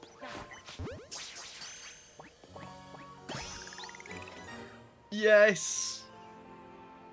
You're not wrong. Snowlord says it always happens when you talk about the odds. I do have a bit of a habit of sitting here and going, is this going to be really over odds? I think this might be a really long one, and then bam, it shows up. Oh my god. Yay! Okay. Let's have a little look at my new my first shiny team member. Now, it's important to note that I know it's a Fletchling, but I'm probably... Well, no, I'm not going to count that as a lamppost shiny. So I know I've already explained this, where like the lamppost on the overlay has got the little 0 next to it. That is specifically for if it's on a lamppost. That was just a random spawn, so I'm not going to count that. But it is the same type of Pokemon, and that was kind of why I didn't want to get a Fletchling, because I knew that to some degree I probably was going to find like 5 of them in this playthrough. But Fletchling, Talonflame, still very good Pokemon, very cool Pokemon. Oh, I've just realised something terrible. I don't have a nicknaming theme planned for this run. Why did it take me until now to think of that? Neutral nature, which is pretty good for now. It wouldn't matter anyway because you can use the mints to like change natures and stuff. But just for the sake of, because we're in the tutorial section, it's always good to not have something too useless. Let me have a think of nicknames now. What would be good for a ZA run? I'm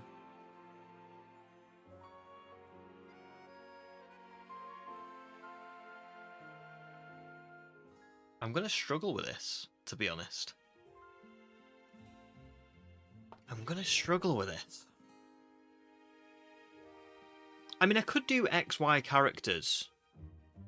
Oh, Jeff, like, literally, your message just popped up the second I said that. As I said XY characters, your message popped up.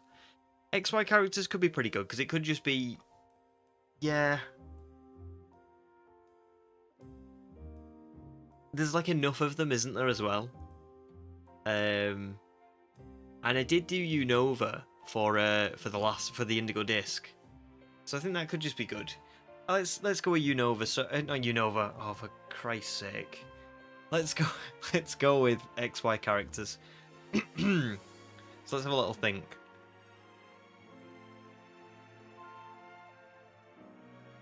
This is female. I am actually thinking Viola might be a nice. Is it Viola? Let's have a look. XY characters.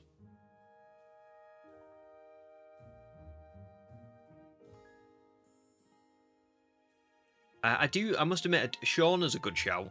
Shauna's a very good shout. Viola was my other one, but I could save Viola.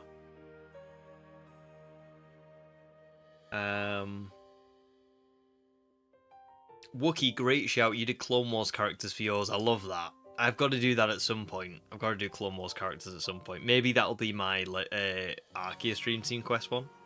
Because it's me. I love Clone Wars. Merc says you got to start with the best XY character, Pikachu. Oh, Pikachu's the best in all of them. So great. Every season. Oh, we've got some great. Right, you've got some great suggestions. Shauna is a fantastic one. Serena's a fantastic one. Grace after Serena's mum, I also really like. I must admit, I think Mercs has got a very good one, which is Malva for fire types. Because Malva was, I remember, she was a fire type Elite Four member. Kind of like, definitely a bit dodgy, wasn't she? She was definitely like part of Team Fleur, but not really, but yeah, she was, I think. And Malva's a great shout, because as well, a lot of the planned shiny hunts that I've done for this run, I don't think I've got any other fire types that I am set on. So let's go with Malva. I like that. But can I just say the other suggestions, Grace, Serena, Shauna, all very good, definitely will get use. Because you've got to remember, this is going to be a shiny run with an absolute boatload of shinies. It's just got to be. It's CA. I'm going to find surely I'm going to find an absolute ton of them. First one. I want to get some pics before I move on. So I'd quite like to get a picture of Malva next to Tawny. How do I do this though? That is the question.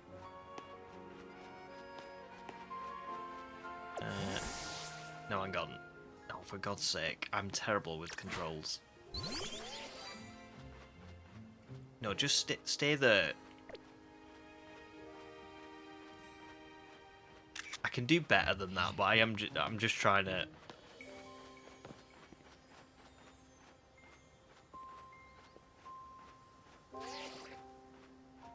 That's a good picture. Yes. It's pretty. I think that sums it up pretty well.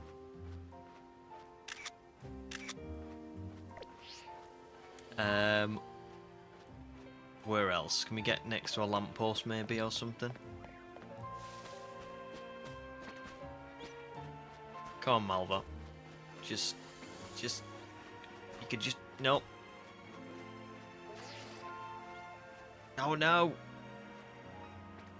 Malva.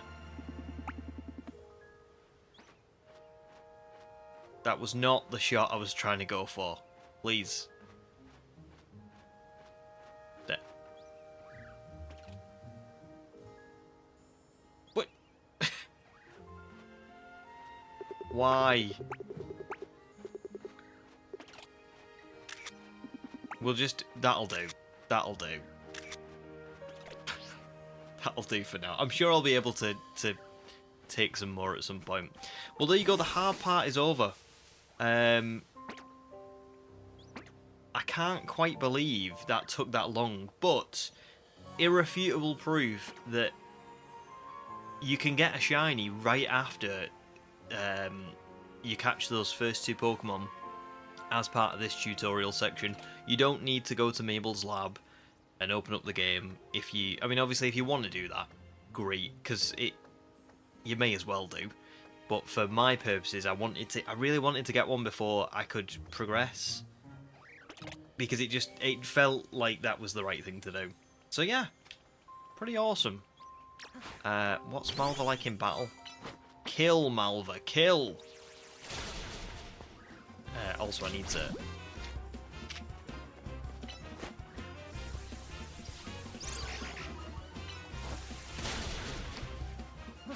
Now we can just catch the others. Draven, welcome in, dude. Good to see you. How are you doing? And thanks everybody else as well for being here. You know, being a part of this. It's very cool, isn't it? First shiny of the run. So yeah, just thanks for joining and sticking with me over the last couple of streams, keeping me company, making this long walk down and back again way less tedious. Yeah, thank you very much. How many is that now? 4 out of 5, so I'm just going to catch one more, which is... Oh no, it's not Bunnelby, is it, actually? Oh, Malva, leave that one alone. Don't. Let's not get... I'll tell you what I'm going to go and do. I'm going to go and catch the Pichu. Forget the Mareep. We'll go and catch that. Now, if you remember, I am going to be doing story progression offline. So, imagine if this was shiny. I know it's not, but just imagine if it was. That would have been hilarious. If I'd just not seen it. Well, there you go. Pichu as well. And that means that we've registered 5. So yeah, like I said, I'm going to be doing the story stuff offline, just because it makes it a lot easier to edit and like just plan stuff out really as well. Because I think sometimes when I'm on stream, I don't always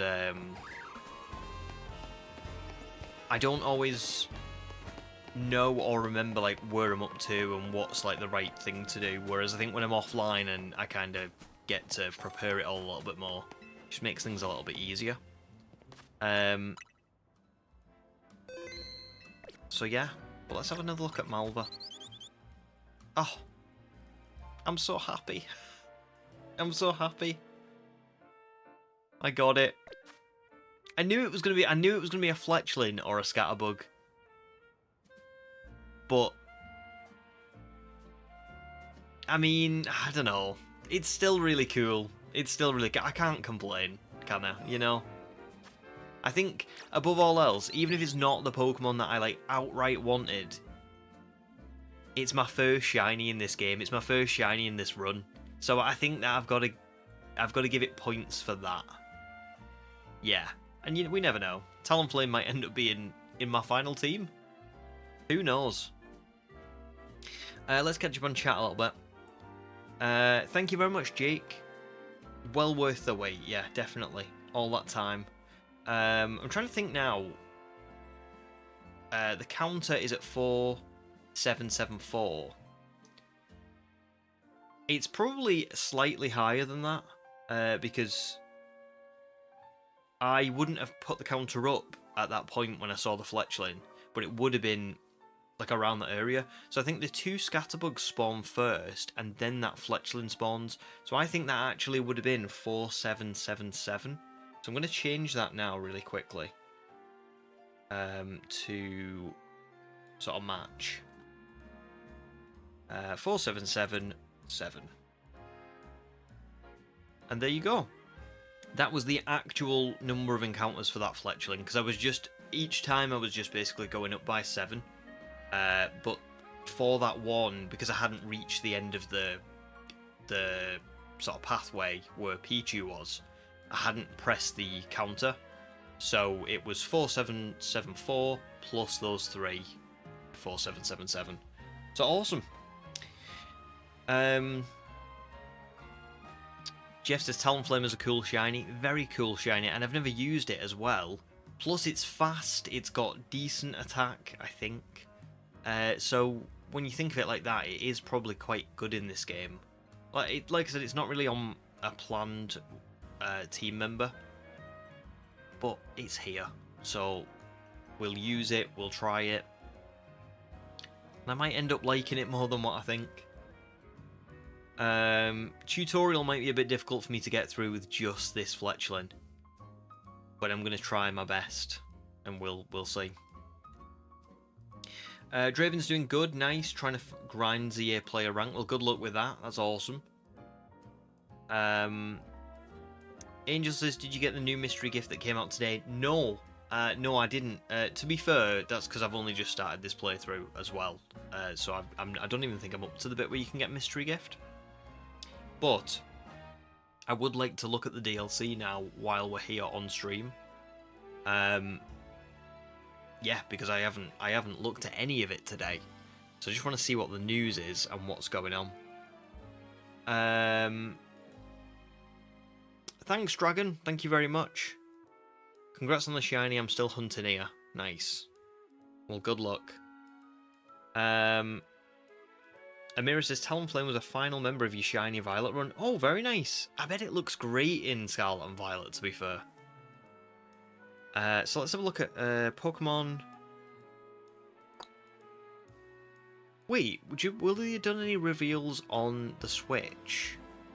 Like, will I be able to access this on screen now, do you think? Let me save this again, I'm getting paranoid now. Will it be under, like, news?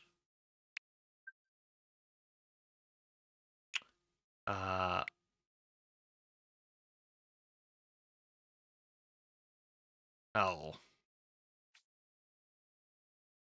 Oh. Okay. Anything? So that Doesn't seem like it. No. Oh well, forget it.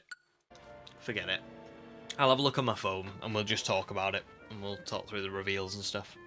No problem, Snord. Thank you very much for the congratulations and thanks for being here, you know?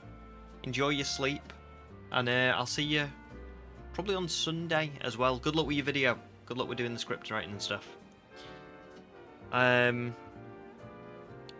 So, Pokemon DLC news. 02/12. Trouble is, I've deleted Instagram because I just wasn't using it. Should have kept it for stuff like this.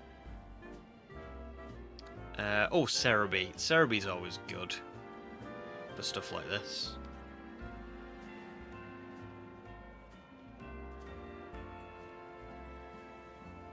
Got the trailer up. You may hear this a little bit in the background, just slightly.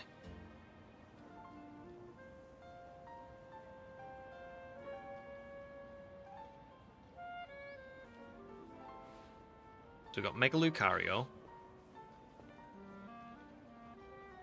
Here comes another Lucario.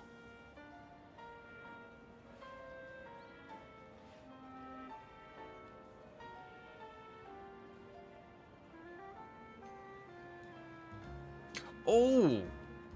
That is weird, because I do remember someone doing a fan art of Mega Lucario Z. Not Mega Lucario Z, just Mega... was it Mega Lucario, or was it like a Lucario of an alternate form? I remember seeing a fan do a Lucario where it was like, kind of like a... It looked like a furrow. And I know that's not quite the same.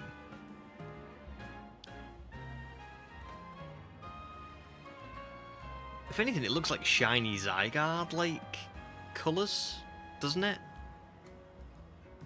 But it looks kind of... I don't know, the ears particularly like look very furrow-like, along with it, like its face. It reminds me a lot of that design, that's all.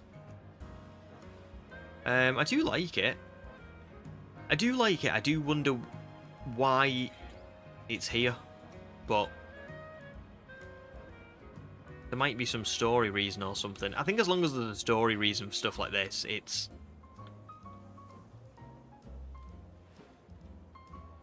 all good with me.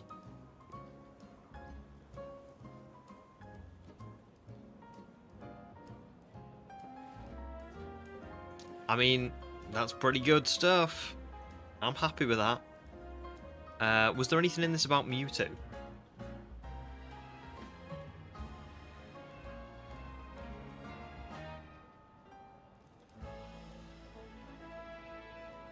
Oh yeah, Mewtwo X and Mewtwo Stone. Y, sorry. And then Diane Sight as well.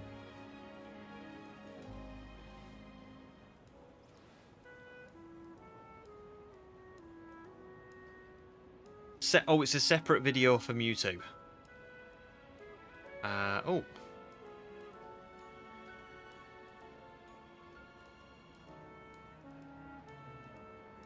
Let me find it on YouTube instead. Sorry, by the way, because I know I've just found the shiny and I'm just like sitting here just chilling. But I just haven't seen any of this. Wookie says there's some fun details about how Z-Megas attack on the official website. Let me see if I can find that.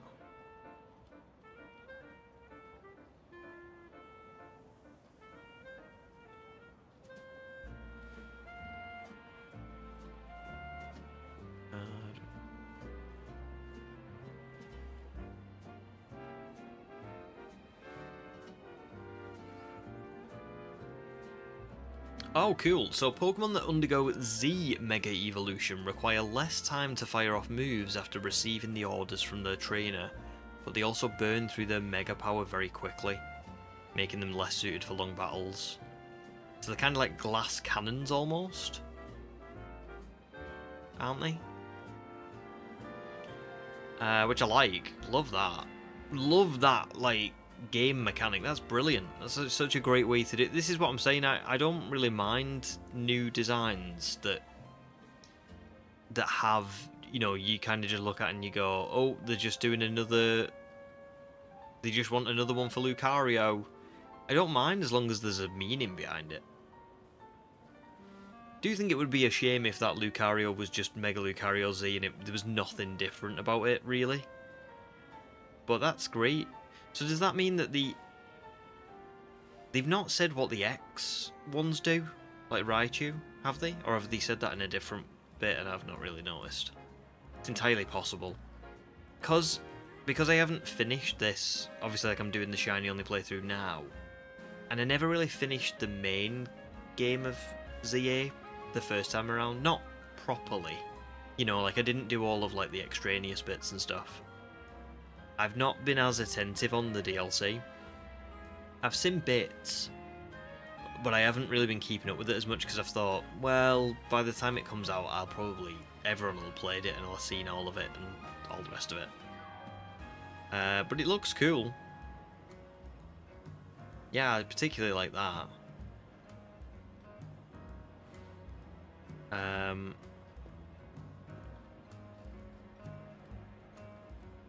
are some Mewtwo's just like an extra side mission, but then you also get the Mewtwo stones.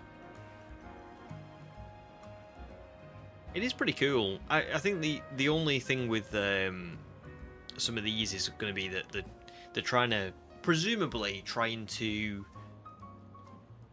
extend the life of ZA. You know, like the ranked club seems to be getting quite a lot of attention, doesn't it? You know, they're trying to. I don't know how they're going to sustain that in the long term, because I don't think new Pokemon is going to keep people playing it forever. It seems like the rewards in the ranked aren't maybe enough to keep people coming back for a long period of time. I could be wrong on that, but from what I hear about from people, it's very like, I just want to get in, get the new stone, and then never play it again. So I guess we'll see on that one. I think they could do with, I mean, I haven't played the ranked much beyond my initial like playthrough, but I think they could do with more courses and things like that to try and keep it a bit more fresh and a bit more. I just remember playing the same courses over and over and over and over again, and that gets very boring.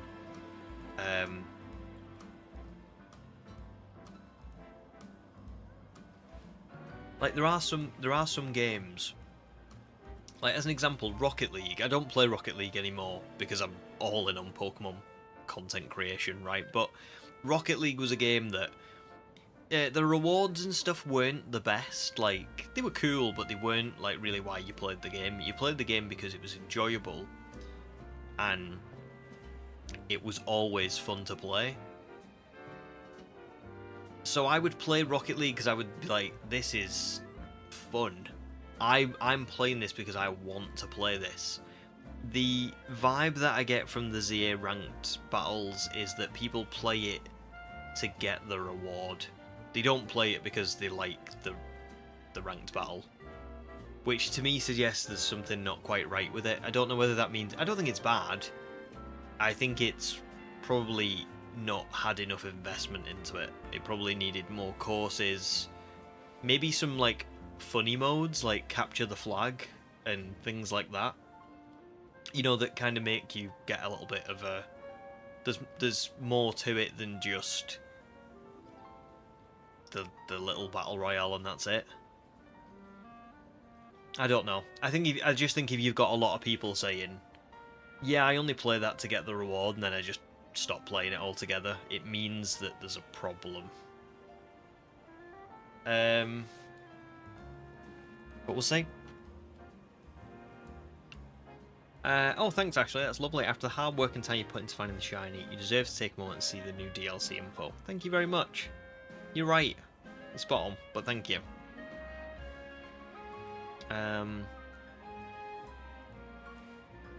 Yeah, good point, Wookie. It'll be fun for ranked for the Z-Megas and the mechanics, but it might make the DLC tricky. Yeah, true. Definitely. Same for you though, you get to rank E to get your 2 April Balls and then you bounce. Merc says, I imagine they'll announce new games in 2026 for the 30th anniversary, so you don't know if they plan for this game to have the same longevity. True, probably not. Probably not, actually. You're spot on, yeah, because Pokemon Day is going to be in Feb, isn't it? So that's like right around the corner.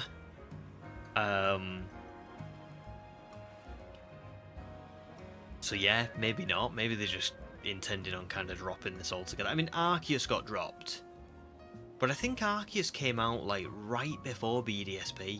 I might be remembering this wrong, but I feel like BDSP came out in maybe like 3 or 4 months after Arceus was released. Remember them being very close together. Whereas I would imagine in February, if they were going to announce like Gen 10, it would be later in the year. So this would essentially be the Pokemon game for a full year, but that's it.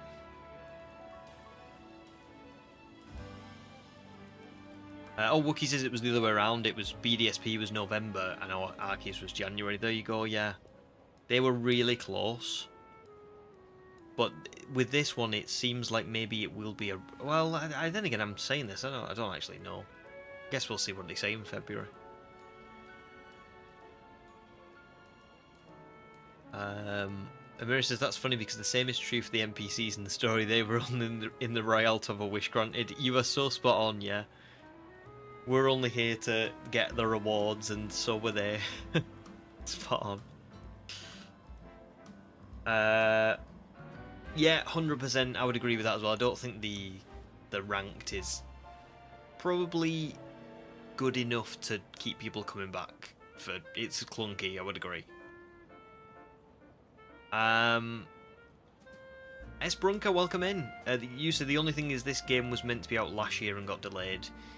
Yeah, I've heard some weird things about this. I don't know if this is true, but I did hear something about ZA was originally supposed to be, and I don't know whether this is like it's come from a leak, but it's come from a leak that was apparently from a good source, like that has had other pieces of information be correct. But I heard that this was going to be Legends Galar, and they didn't have enough time to do it, so they instead pivoted and made ZA, and that's why it's only in the city and things like that. I don't know if there's any truth in that. I do remember seeing that and going, oh, interesting.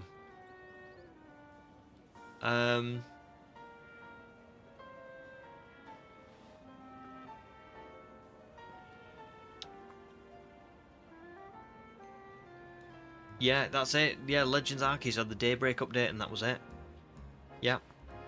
Just got a complete drop. Well, at least this has got DLC. But it seems like the DLC is trying to amp up the ranked.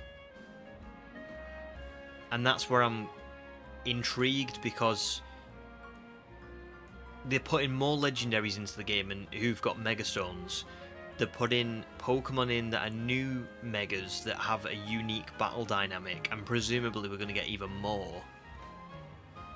I imagine the story is going to be over really quickly in the DLC. I can't see it being a very long DLC to play through. So my wonder then is, are they... If it looks like they're trying to amp up the ranked, they're assuming that people are going to come back and play it for months and months and months, but I'm shocked at that because I don't see people coming back and playing it without more courses, more game modes, and continuing rewards. At the minute, people are still playing, presumably because we're getting like the Megastones in there and things like that. But as time goes on, they're not going to be releasing those things. Or maybe they are. Maybe things like Swampert and Blaziken and Trico won't be in the DLC to begin with, or like the Megastones will get released later, or I don't know.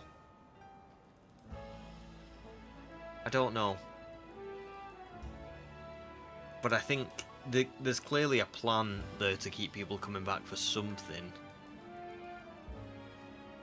for a while. Wookie thinks we're not... You don't think we're any closer than 10 to 12 months out from the next gen, so you can't understand why they drop it all. Yeah, they must have something in mind, because it's... Yeah. Just seems like that's the direction they want to move in. Merc says ZA runs really well on the OG Switch. Aside from slightly longer load times, it's basically the same game, so the delay could be true. There you go. I was wondering how it had performed, because I haven't really heard anything about it. So yeah. Interesting. Wookie thinks they'll keep the ranked alive through drip feeding Megastones. Yeah, I could see that definitely being a possibility. You need to come back once a month to get those stones. Yeah, definitely. Definitely. Merc says, unless they have some really fun shiny hunting methods like the Dynamax Adventures and Sword and Shield, the DLC will need to be substantial to not be widely disliked, especially when it's like half the price of the base game. I would agree with that. But substantial, that's the thing, isn't it? It's subjective, isn't it? I would say, for me, I would love it to be substantial in the sense of, I would have really loved a new area. And I know we're getting like upside down Lumiose, but that doesn't really, I don't think that counts for me, because I think that's quite, I probably would say lazy.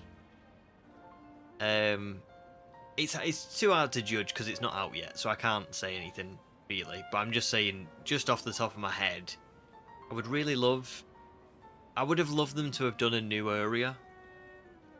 You know, I think it's really special when you're in Paldea and then you're like, oh, I can fly to Kitakami, and oh, I can fly to Blueberry, and it's a bit weird when it's just like, oh, literally upside down Lumiose. It's so ironic that Stranger Things Season 5 is coming out at the same time as this DLC, pretty much. But there you go. I think the story would have to be pretty long for me to be like, oh yeah, this is worth it. You know what I mean? It would have to be half the size of the base game story, and I don't see that being a thing. And then I think on top of that, yeah, quite a lot of new Pokemon, quite one or two new shiny hunting methods would be really appreciated. I just don't see him squeezing it all in. I think it's going to be like, I don't know. I could be wrong, but I just don't think it's going to be I don't think it's going to be better than Scarlet and Violet's DLC. Either of them. But I guess we'll see. Oh, Slim, welcome in, dude. Good to see you. Hope you're doing good. Did find a shiny today, dude. Malva the Fletchling, not too long ago, so that's pretty cool. Also, I do want to go and see how much money I'm going to get for all these tiny mushrooms that I picked up, because I've got a lot of them. But yeah, how are you doing, Slim? Sprunko would want Sun and Moon style wormholes, would love that, that would be great. Wookie says 100% is lazy. I imagine they're relying heavily on the returning Pokemon and new Megas to make up for the short story in the same location. You really, really want it to be good, but you're skeptical. Me too. I think that's my kind of thought process on it. I'll give it a chance, for sure, but I do think it will end up being kind of like, oh, this was a lot of money for not probably that much extra. And like I said, that's not... I've been very positive, to be honest, about ZA. Very positive. But I do think the DLC is probably going to be a bit of a letdown. Little Miss Mewtwo says, would be nice to at least explore the routes around Lumiose. Oh, 100% that would be fantastic. Stuff like that would be great. Merc says substantial, as in like a complete story, even a short but interesting story would be great, like becoming the champion in the terrarium in Scarlet and Violet. It was short, but it was good. Yeah, brilliant. I totally agree. The Indigo Disc story was very short. Not very short. It was short, but what I loved about the Indigo Disc was there was just so many features and gameplay mechanics and stuff and the terrarium was really great level design. So much so that, like, here's the thing, right? So I guess what I'm trying to say is, we've explored this city. So if the DLC is just this city, oh my god, look at that NPC. If this DLC is just this city, but mirrored, then that's not really new, is it? I look forward to going playing old games with the DLC, so like every time I go back to Sword and Shield, or every time I go back to Scarlet and Violet, it's like, yes, not only am I now playing through the game, I'm playing through the game with the DLC, because I've got all of it. It's great. I don't know if I'll get that feeling with this one. Just because of that point that it's the same, but it's just upside down. Yeah, Jeff, especially with Karina being in it, why not go to Shallow City? Yes, another city would have made so much sense, wouldn't it? Like, we've got this city. Let's go to hers. And was am I right in thinking Shallow City had like the Tower of Mastery and stuff as well, didn't it? That would have been great because that's even alluded to in the museum in Lumios. I just think something like that would have been really fantastic, and clearly they've just used what assets they've already got. But that wasn't the case in any of Sword and Shield or Scarlet and Violet's DLC. Maybe it's because it's a spin-off. But I hope that this is not something repeated in Generation 10 whenever they do DLC for that. Wookiee's overall prediction: short story, the donut gimmick, and the promise of some new megas. They extend the life by putting the Hoenn starter zones in ranked and any legendaries and events. Probably. I would love to defend it and disagree, but I don't. I do think it's probably going to be not great. But we'll see. I will give it a first shot. I won't judge a book by its cover. It's hard not to a little bit when we've kind of seen that it is just going to be Lumios, but it's not Lumios, and the fact that it is a spin-off game, yeah, makes me question how long the story and stuff's going to be. But could be wrong. We will definitely give it a good go.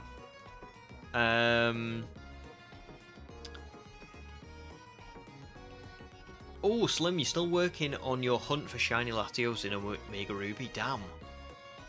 Yeah, that is well, it's a long shiny hunt, isn't it? Is that the that's the one with Steven, isn't it? Or where you have to it's a really long lead up to it.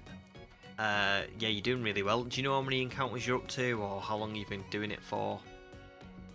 Must be a while, because actually, I haven't seen you, I don't think, since I took my month-and-a-half break. So you've been doing it that entire time? Oh my god. Well, listen, good luck for it. I hope it shines for you soon. Let Miss Musey says, see, that's what I get for not paying attention. I missed the shiny. Don't worry, it's probably just a blink and you miss it moment. It wasn't too long ago. I just remember I was talking about the odds, and then it just bam popped up. Hi, welcome in as well, dude. There you go. You got out at school early, so you can watch for a bit. I got the shiny, so you joined at a good time. You missed the shiny, but you can always go back and watch it, I suppose. And you're here for seeing it. And yes, Slim, I'm all good, thanks. I'm doing really good, especially now that we got the shiny and we're ready to move on, because my next one's going to be Eevee. I might stream on my birthday for the Eevee, just to start it. We'll see. Or maybe I'll just play through the tutorial and do a few other bits. Yeah, I might do that actually, and we'll start the stream for Eevee next week. A week today. Oh no, not a week today. Damn, it'd be a week on Thursday. It's a long time without ZA. Ooh. We'll see. Yeah,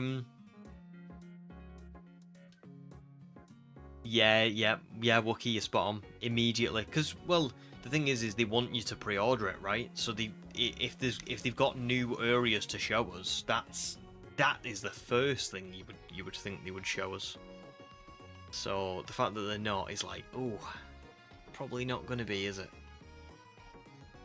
Slim says, yeah, it's so long. You've been at the Latios hunt for 5 or 6 months now altogether because you took a little break from it. Damn, it's a long time. Well, well done. Keep going. It will shine, and when it does, probably one of the rarest you'll have in your whole collection. So that's pretty cool. But yeah, Kai, how was school, dude? Welcome in. Let's see how much I get for all these, right? So they're obviously only worth 250. So it's not going to be much, but I've got 109. 27k right there. Now, one sale fossil is 20,000. So, that is 1.5 sale fossils.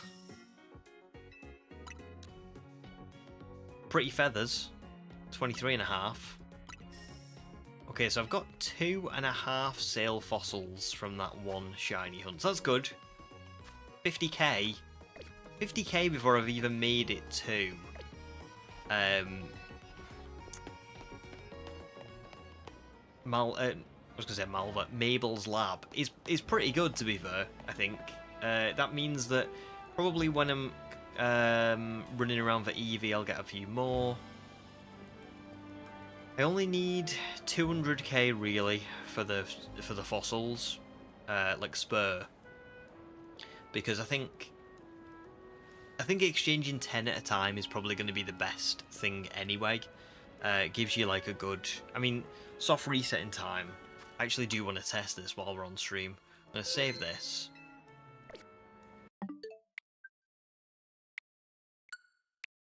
Let's see how long this takes.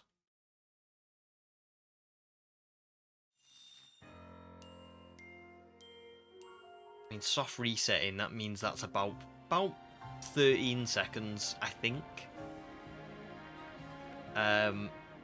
So that's not really very long. I think that's probably better to do 10 fossil resets and then reset, and then 10 fossil reset. 10 fossil exchanges, then reset, then 10 fossil exchanges.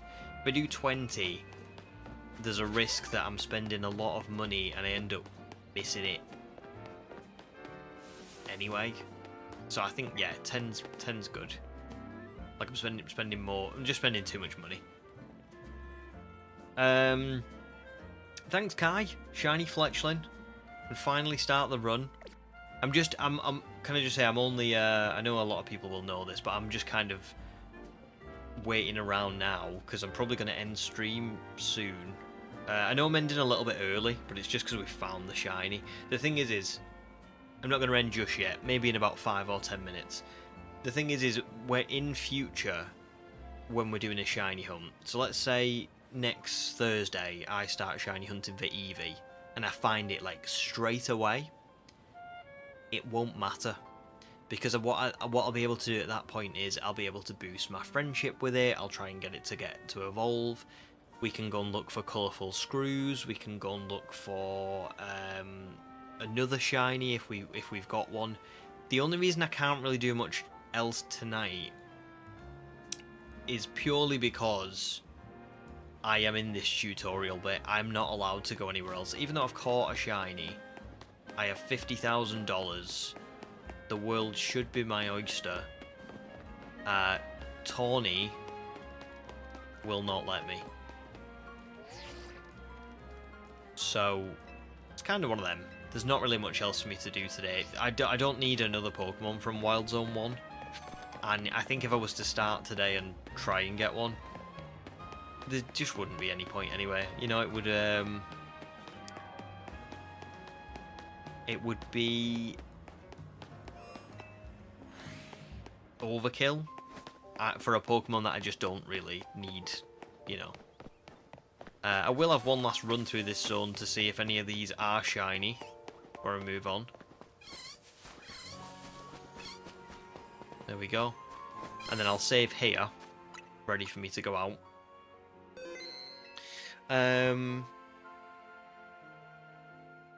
Wookie says, unrelated, but I think history will be very kind to SV. I know it had its issues, but I still play those games, and those DLCs were A+. I've caught every mightiest mark so far, and there's one to go. Yeah, I would agree. I think Scarlet and Violet will be very kind to... Sorry, history will be very kind to Scarlet and Violet. I think, to be honest, it's kind of a recurring theme in Pokemon anyway. I have had the privilege of being in this franchise since I was like 6.5, and I remember virtually every generation that released after like Gen 4 always had people, kind of saying, "Oh, this is too much for me, I'm leaving." Black and White came out, people didn't like the decks, people didn't like, like things like Trubbish and Sigalith and, Vanillite and Vanillux and things like that. Just silly stuff, and people left. X and Y came out. Oh, hang on, before I carry on. Jake, no probs, dude. I'll see you again soon, maybe Sunday, for the card opening and stuff. But thanks for joining, and thanks for the lovely message. That's so nice. Have a good rest of your week, dude. Because it's only Tuesday, isn't it? But yeah, definitely.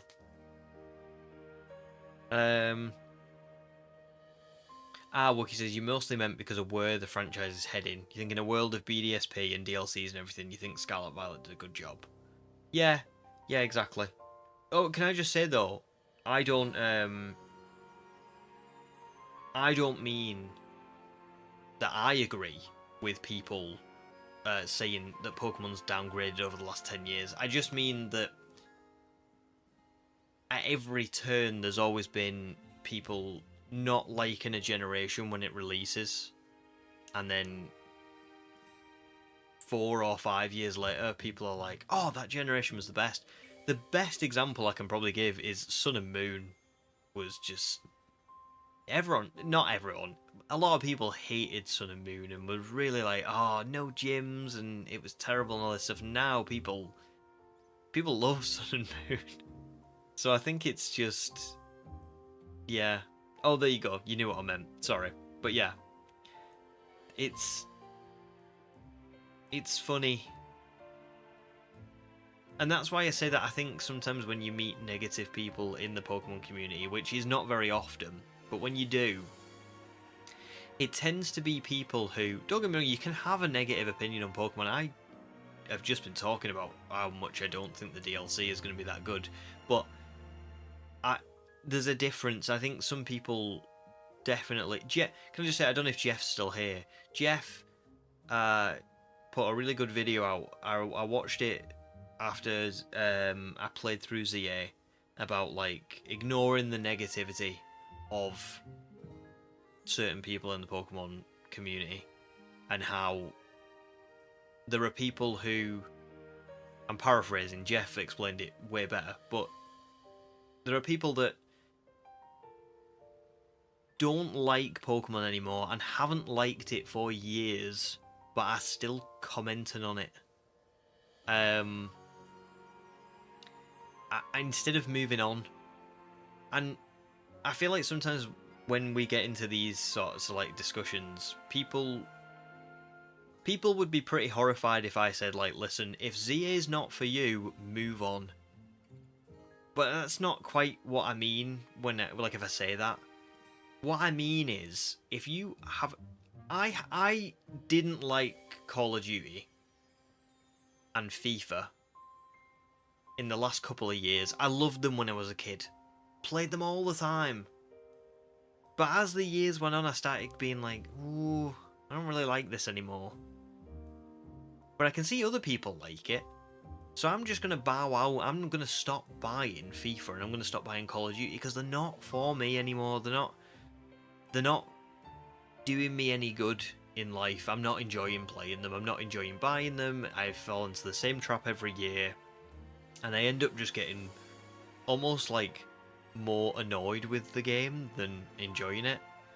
But I didn't go around complaining. I kind of just didn't buy it anymore, and I walked away. I will still see this to this day, like, and I'm glad I've got rid of Instagram because this was something that I hated.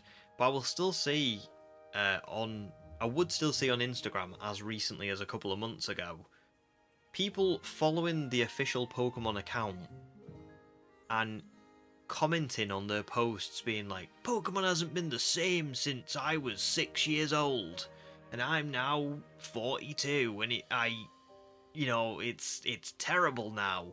And I'm like, why are you still following the account? Why are you still commenting on it? It doesn't make sense.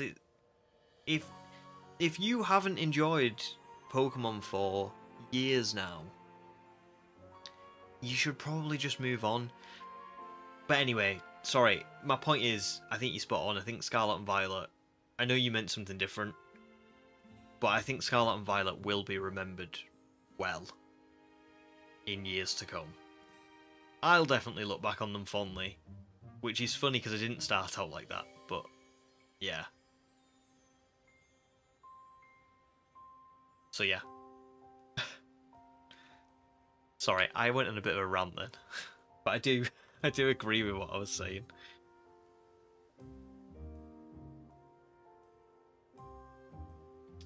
But there you go, spot on, Jeff. Not Jeff, sorry, Wookie. Little Miss Mewtwo says, I'm an OG, started with Blue, who had a break and came back in Gen 5. I honestly can't say I've ever hated any of the entries since then, and I always feel like I'm in the minority. But then I frequent Twitter, so self-inflicted really. Well listen, there's a lot of us that still love it, you know? This is the thing, and I like this, because this is why our streams and community is really nice, because everyone who joins in does still really like it. And I would be quite honest as well. I think if someone joined and was just like horrifically negative, I'd be like, why are you here? It is odd. It is odd. So yeah. Same kind of vibes as sometimes I'll get comments from some people being like complaining about a video that's been made because they don't like the game. I'm like, well, why are you on a video about this game? It doesn't make sense. I think people like to be miserable sometimes. Anyway, Merc says, sometimes you simply grow out of a franchise and that's okay. Tastes change, but it doesn't mean the people who still play it are bad or that the games are suddenly bad. Exactly. That's it. I don't think it's always a you thing. Sometimes things do go bad, you know, and I think when everyone kind of collectively agrees that, like, this is an objectively bad thing. I'm trying to think of an example. I think if Nintendo did patent creature games, I think we would all agree that that is not good, right? Because it means that they're scared of the competition and that we're not going to get better quality to try and outpace the other people. We're getting a game because that's the only game we're going to get, right? I think we would probably all agree on that. Stuff like that is more like, yeah, we can agree this isn't a good thing. But then I think there are some people that don't think, oh, I'm not into this anymore. This isn't for me. But everybody else likes it, so I'm just going to let them enjoy it. It's always like, I don't like it, so you can't like it. So, sorry, Kai. We're just talking about people maybe who don't love Pokemon anymore, but feel the need to be like horrifically negative about it. You know, like really don't like other people liking it.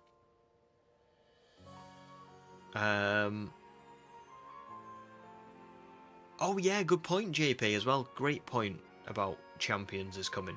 So all these Megas will be playable and get their abilities. Very good point, yeah. So really good incentive to keep playing this game and get more stuff. Yeah, I understand. Yes, agreed, Wookie. Amira says, not just Pokemon, but many of us make a child a part of our identity, and when things change we feel personally attacked. I get that. Yeah. I would agree. I think it is hard, isn't it, sometimes to think... Oh, I don't know. I've always been like this, I think. Because I remember, like, Star Wars is a good example. I love Star Wars. And sometimes Star Wars will release things and I'll think, oh, this is great, this is perfect, right on my street. Andor was quite a serious Star Wars. And some people didn't like that, but I loved it. It was like, oh, this is perfect for me. This is exactly what Star Wars is about. But then I would see them release like a like a kids show, like a really kids show, you know, like for 3 or 4 year olds. And I'd see people complaining, being like, "Why are you releasing this, but you're not releasing, like, you're not doing any more other stuff?" And it's like, well, it's not for you; it's for kids. That's You've got to look. You can't always look at everything is made for you, can you? You've got to look at things and think. ZA is a good example of this. Is it? ZA might be difficult with the live battling system and stuff, but it's a spin-off game, so it's not. If you're not keen on it, I would say it's probably just that you're not keen on it in the same way you might not be keen on Pokemon Snap or Pokemon Mystery Dungeon. You wouldn't expect Mystery Dungeon to follow the same format as the main series games, so it surprises me that people think ZA would. But anyway, my point with that is just that I think people... It's very hard for people to draw the line at, like, this is not for me, and so... But that's okay. A lot of people just jump straight to, like, I want it to be for me as well. I want them to do everything that I want, and they don't think that about other people's wants and stuff.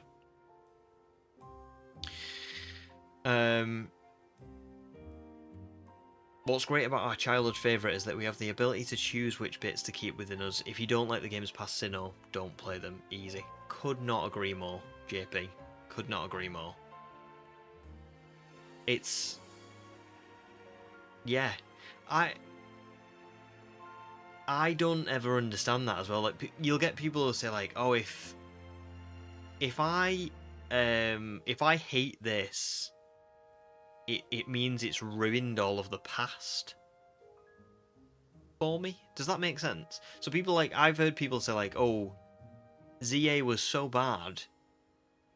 Not exactly this. Sorry, this is, I'm paraphrasing. I'm thinking of other things. Like I've heard people say a sequel to a film was so bad that it ruined the original for them, even though there was like 20 years in between. And I'm like, just don't watch that one. You know? Just don't watch it. Because you love that film, right? You love it so much. So that shouldn't ruin it for you because you really love it. I don't know. It's funny. It is funny. But not funny in a laughing way. It's funny in like a incredulous kind of way.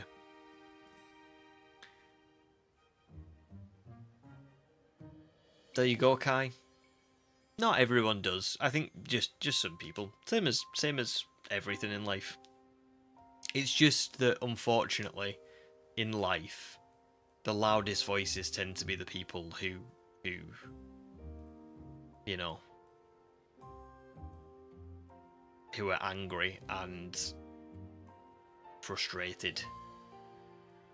And sometimes there's like validity to that, and sometimes there isn't, but they're gonna scream that loud regardless. You know?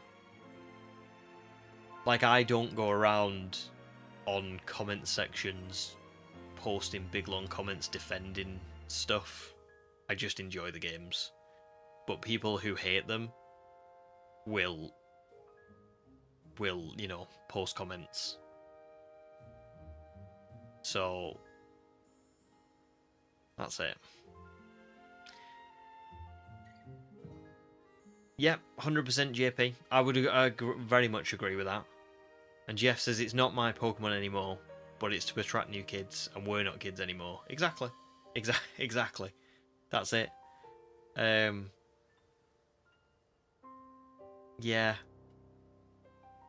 Things change. Things have to change.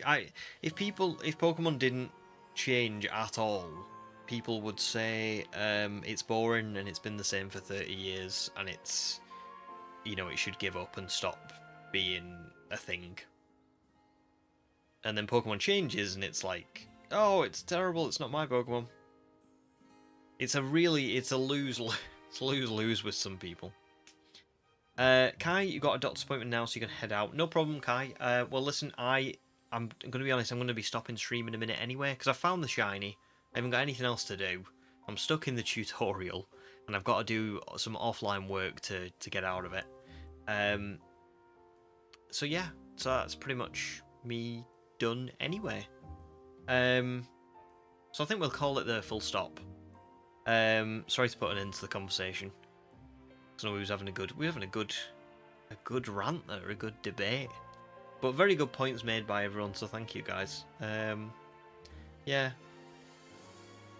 People. People are people, unfortunately. There'll always be people. Have a great rest of your weeks. I will see you all probably on Sunday for the card opening stream.